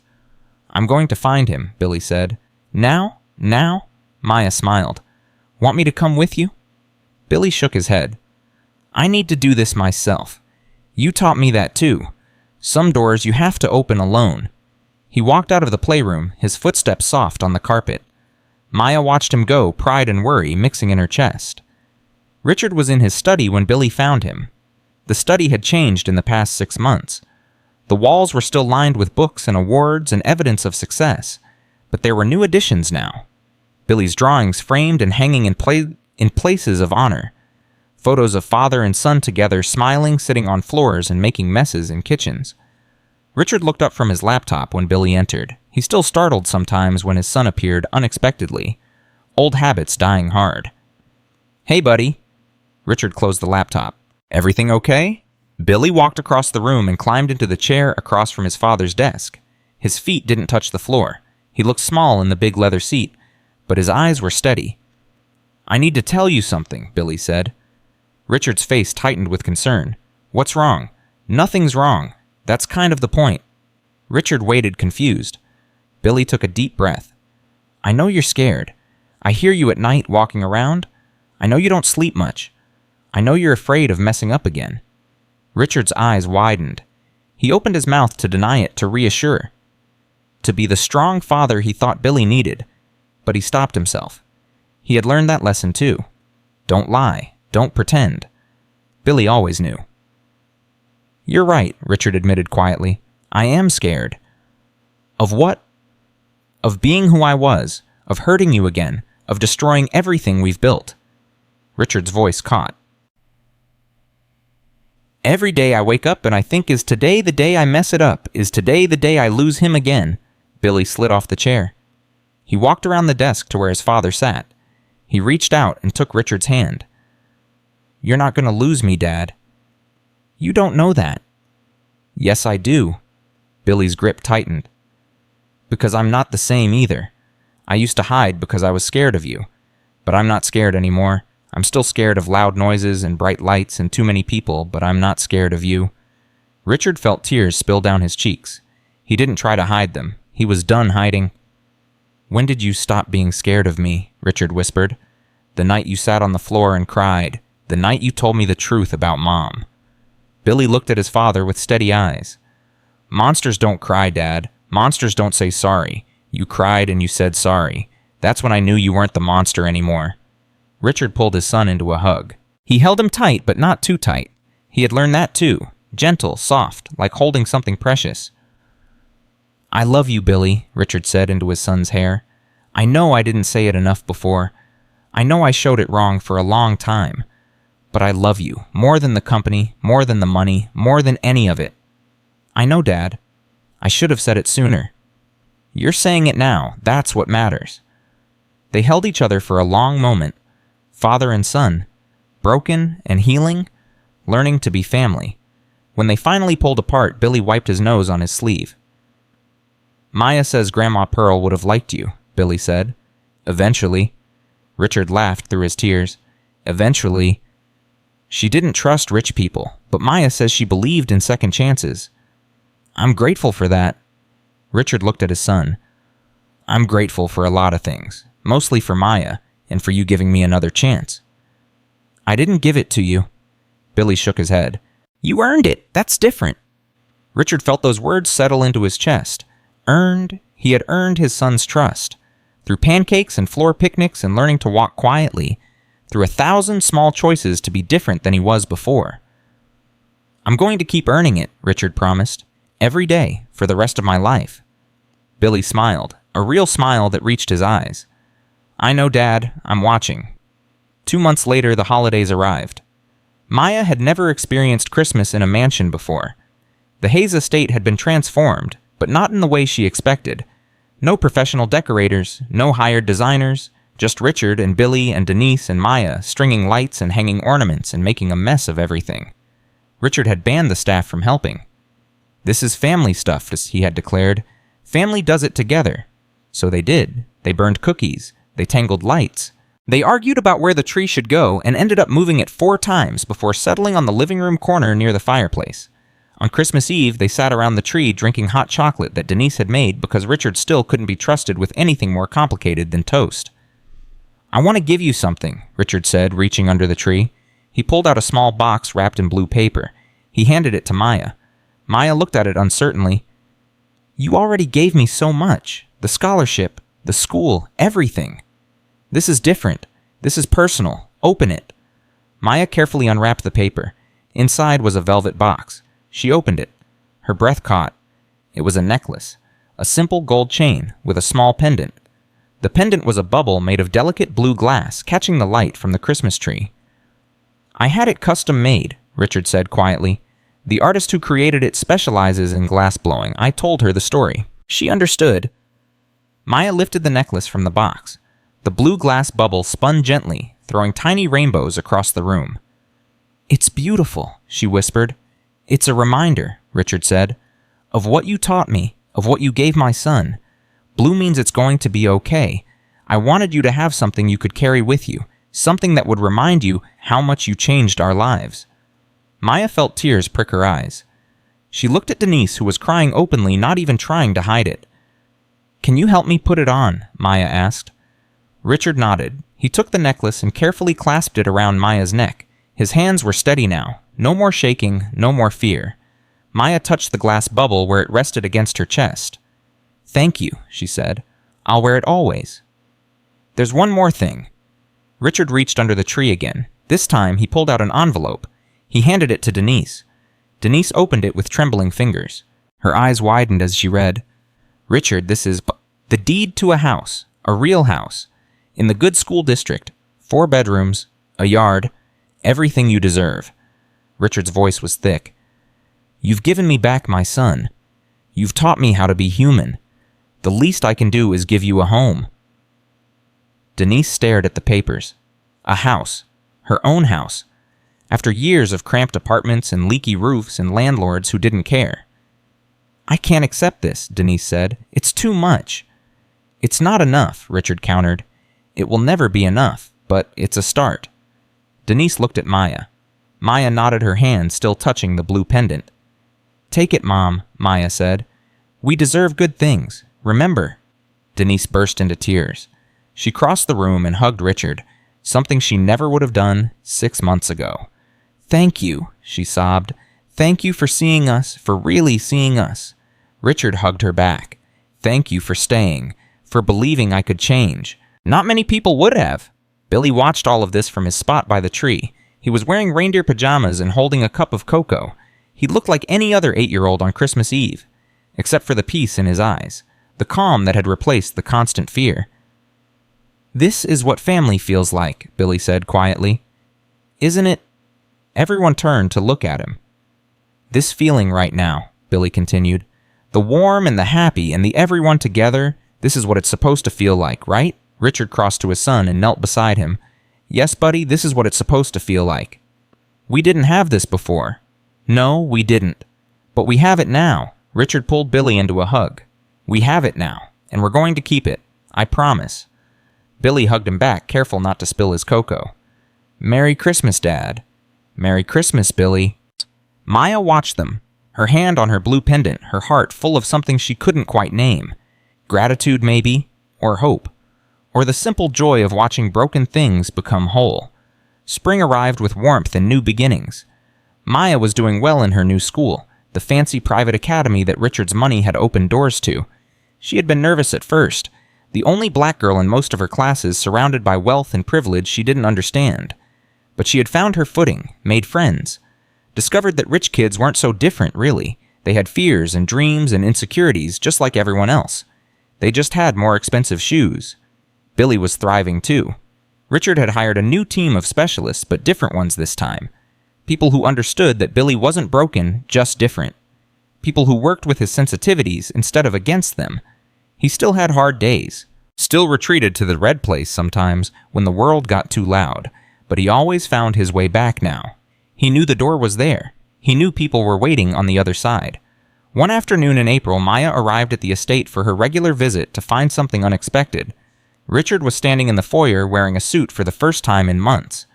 He looked nervous, agitated, his old energy crackling beneath the surface. What's wrong? Maya asked immediately. Nothing's wrong. Something's happening. Richard's voice was tight. There's a conference today. At the hotel, major investors. I haven't done a public appearance since the gala. Maya understood. The gala where everything had fallen apart. The night he had thrown the bubbles. The moment that had almost destroyed everything. You don't have to go, Maya said. You can send someone else. I have to go. The company needs me there. If I don't show up, they'll think I'm still hiding. That I'm still broken. Richard ran a hand through his hair. But I'm terrified, Maya. What if I slip? What if I become the old me again? What if all the progress was just an act and the monster is still inside? Maya set down her backpack. She walked to Richard and looked up at him. You're not a monster, she said firmly. You were never a monster. You were just a scared person who didn't know how to be soft. What if I've forgotten? What if the pressure brings it all back? Then you'll catch yourself. And if you can't catch yourself, you'll call for help. That's what growth is. Not never falling, just learning how to get back up. Richard took a shaky breath. Will you come with me? To the conference. Yes, you and Billy. I need to know you're there. I need to know that if I start to slip, someone will remind me who I'm trying to be. Maya considered this. She looked at the fear in Richard's eyes. Real fear. The fear of a man who had changed but didn't trust his own transformation. Okay, she said. But if Billy gets overwhelmed, we leave, immediately. No questions. Richard nodded. I've learned that lesson. I won't forget it. 2 hours later, they were in the ballroom of the Hayes Grand Hotel. It was different from the gala. Smaller, more intimate, but still overwhelming. Still full of sharp suits and expensive watches and the constant hum of money and power. Billy held Maya's hand tightly. He was wearing noise-canceling headphones that reduced the sensory assault. His other hand gripped a small yellow bottle. Bubbles. Just in case. Richard stood at the front of the room addressing the investors. His voice was steady, professional, but Maya could see the tension in his shoulders, the slight tremor in his hands. He was holding it together. Barely. The presentation went smoothly at first. Numbers and projections and plans for the future. Richard spoke with confidence, slipping into the role he had played for decades. Then someone asked about Billy. "Mr. Hayes." A woman in the third row raised her hand. "There's been speculation about your son's condition, about the incident at last year's gala. Some investors are concerned about stability, about legacy. Can you address those concerns?" The room went silent. Maya felt Billy tense beside her. Richard's face went pale. This was it, the moment of truth. The old Richard would have deflected, lied, spun the narrative to protect his image. The new Richard took a breath. "My son has sensory processing challenges," Richard said clearly. "He experiences the world differently than most people. For a long time I saw that as a problem to be fixed. I threw money at specialists and treatments trying to make him normal, trying to make him fit into a world that wasn't built for him." The investors shifted uncomfortably. "I was wrong," Richard continued. "My son isn't broken. He's different, and different isn't a liability. Different is a gift. Billy sees things the rest of us miss. He feels things we've grown too numb to feel. He's taught me more about being human in the past year than I learned in the previous 50. He paused, gathering himself. "At the gala last year, I failed him. Publicly. Spectacularly. I put my reputation ahead of my son's well-being, and I paid the price. We both did." Richard's voice cracked slightly. "But failure isn't the end. It's the beginning. I've spent the past year rebuilding my relationship with Billy, learning to be the father he deserves instead of the father I thought I should be." He looked directly at the woman who had asked the question. "You asked about legacy. Here's what I've learned about legacy. It's not the buildings you build or the money you make. It's the people you love and how you love them. My son is my legacy, and I will spend the rest of my life making sure he knows he's enough, exactly as he is." The room was completely silent. Then from the back someone started clapping. More people joined. The applause spread through the room until everyone was on their feet. Richard stood at the podium, tears streaming down his face, receiving a standing ovation not for his business success but for his honesty, for his humanity, for admitting his failures and showing his growth. Maya squeezed Billy's hand. "Your dad did it," she whispered. Billy nodded, his eyes bright. "He opened a window." After the conference, they drove back to the estate in comfortable silence. Richard kept glancing in the rearview mirror at Billy and Maya in the back seat. His hands were steady on the wheel. His breathing was calm. He had faced his fear. He had told the truth, and the world hadn't ended. "Thank you," Richard said finally, "for being there, for helping me remember who I want to be." "You did it yourself," Maya replied. "I just watched." "You did more than watch. You believed in me, even when I didn't deserve it." Richard's voice was thick. "Your grandmother raised an extraordinary person, Maya. I hope she knows that wherever she is." Maya touched the blue pendant at her throat. "She knows." 3 months later, everything changed again. Maya was in Billy's playroom when Denise burst through the door, her face pale with shock. "You need to come downstairs," Denise said. "Now." "What's wrong? Just come." Maya and Billy followed Denise down to the living room. Richard was standing by the window, his back to them. His shoulders were rigid. Sitting on the couch was a woman. She was beautiful in a fragile, brittle way. Blonde hair, perfectly styled, designer clothes, expensive jewelry. But her eyes were red-rimmed and her hands were shaking. Billy froze in the doorway. "Mom?" he whispered. Catherine Hayes looked up at her son, the son she had abandoned 3 years ago, the son she had refused to visit even when Richard had begged her. "Hello, Billy," Catherine said. Her voice trembled. "You've gotten so big." Billy didn't move. His hand found Maya's and gripped tight. "Why are you here?" Billy asked. Catherine's face crumpled. "I made a mistake, the biggest mistake of my life. I left because I was overwhelmed and scared and I didn't know how to help you. I thought you'd be better off without me. I thought I was broken too. You said you couldn't handle me."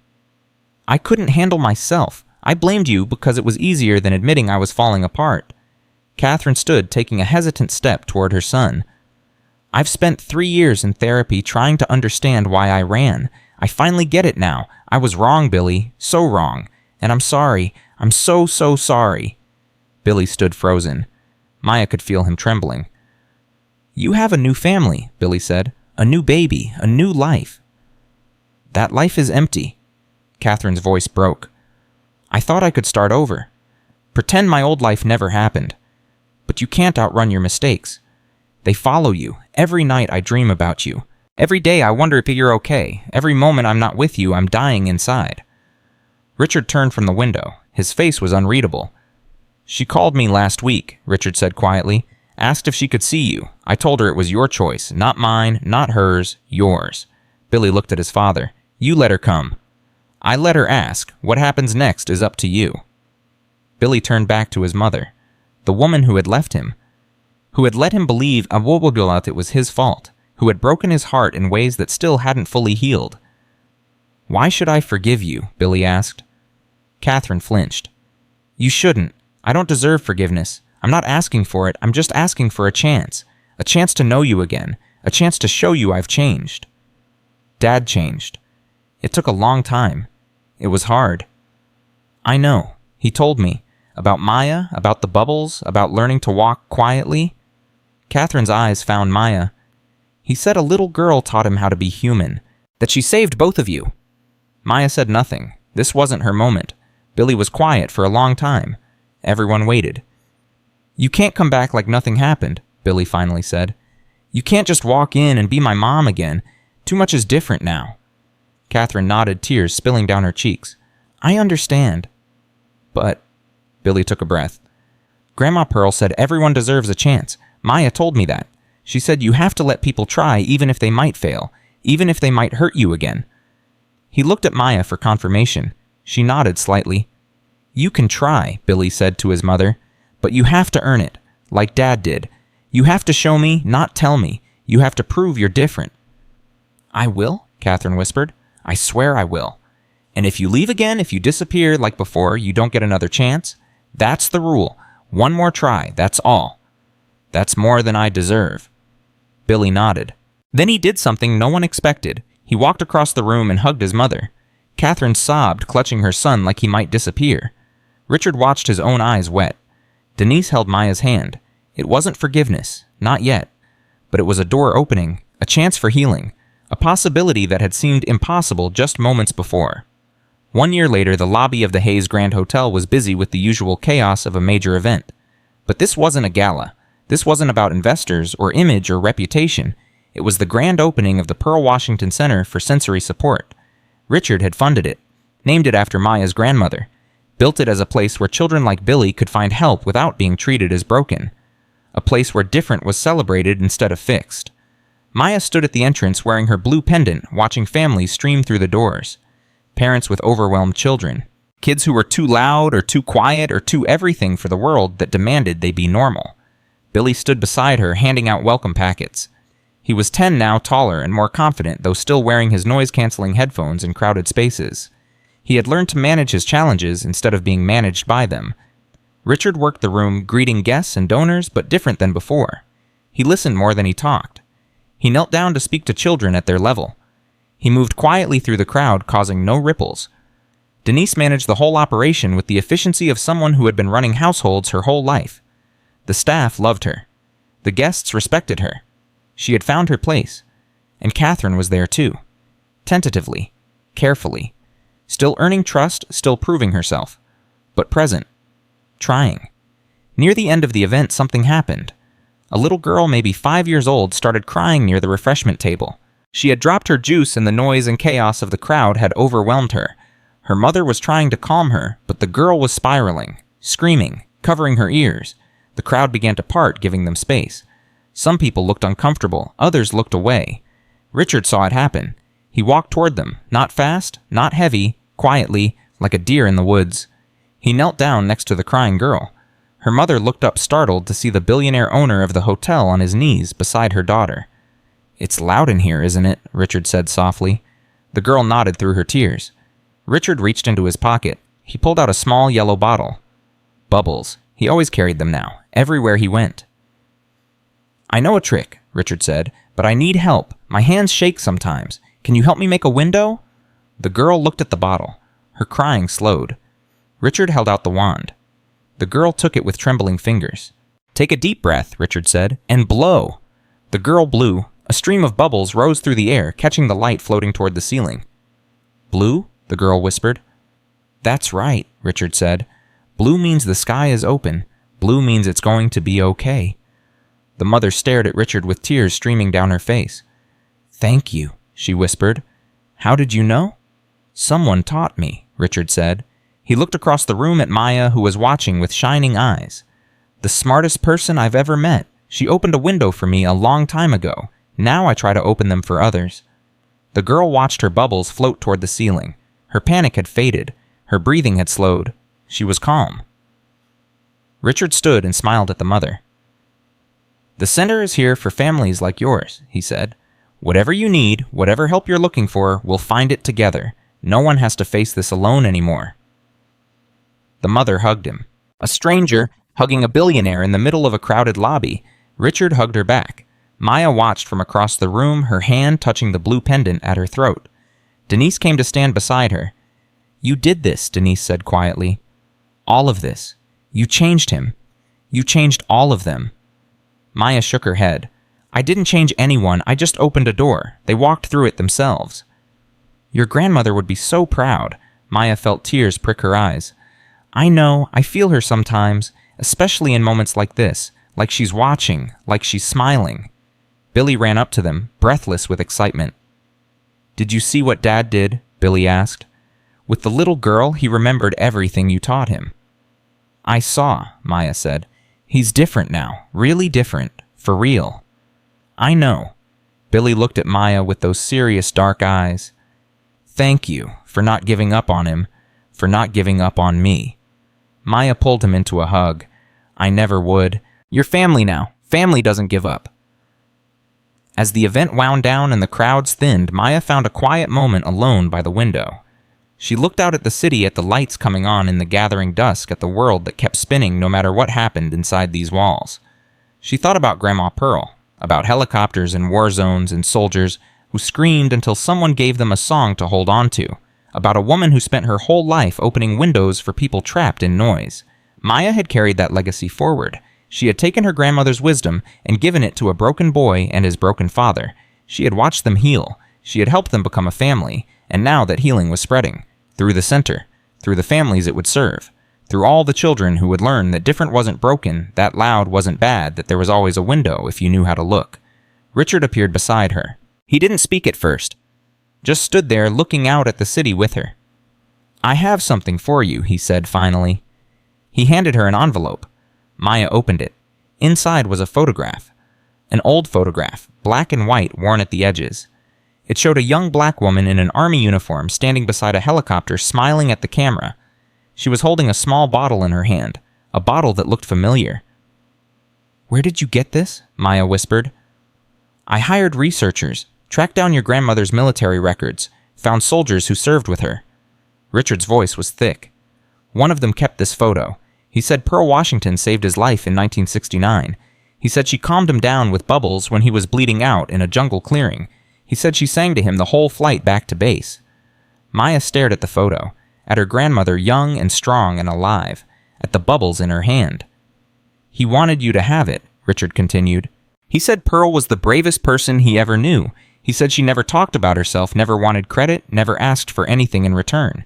She just helped people because that's who she was." Tears streamed down Maya's face. She touched the photograph, gently tracing the outline of her grandmother's smile. "Thank you," she whispered. "This is the best gift anyone has ever given me.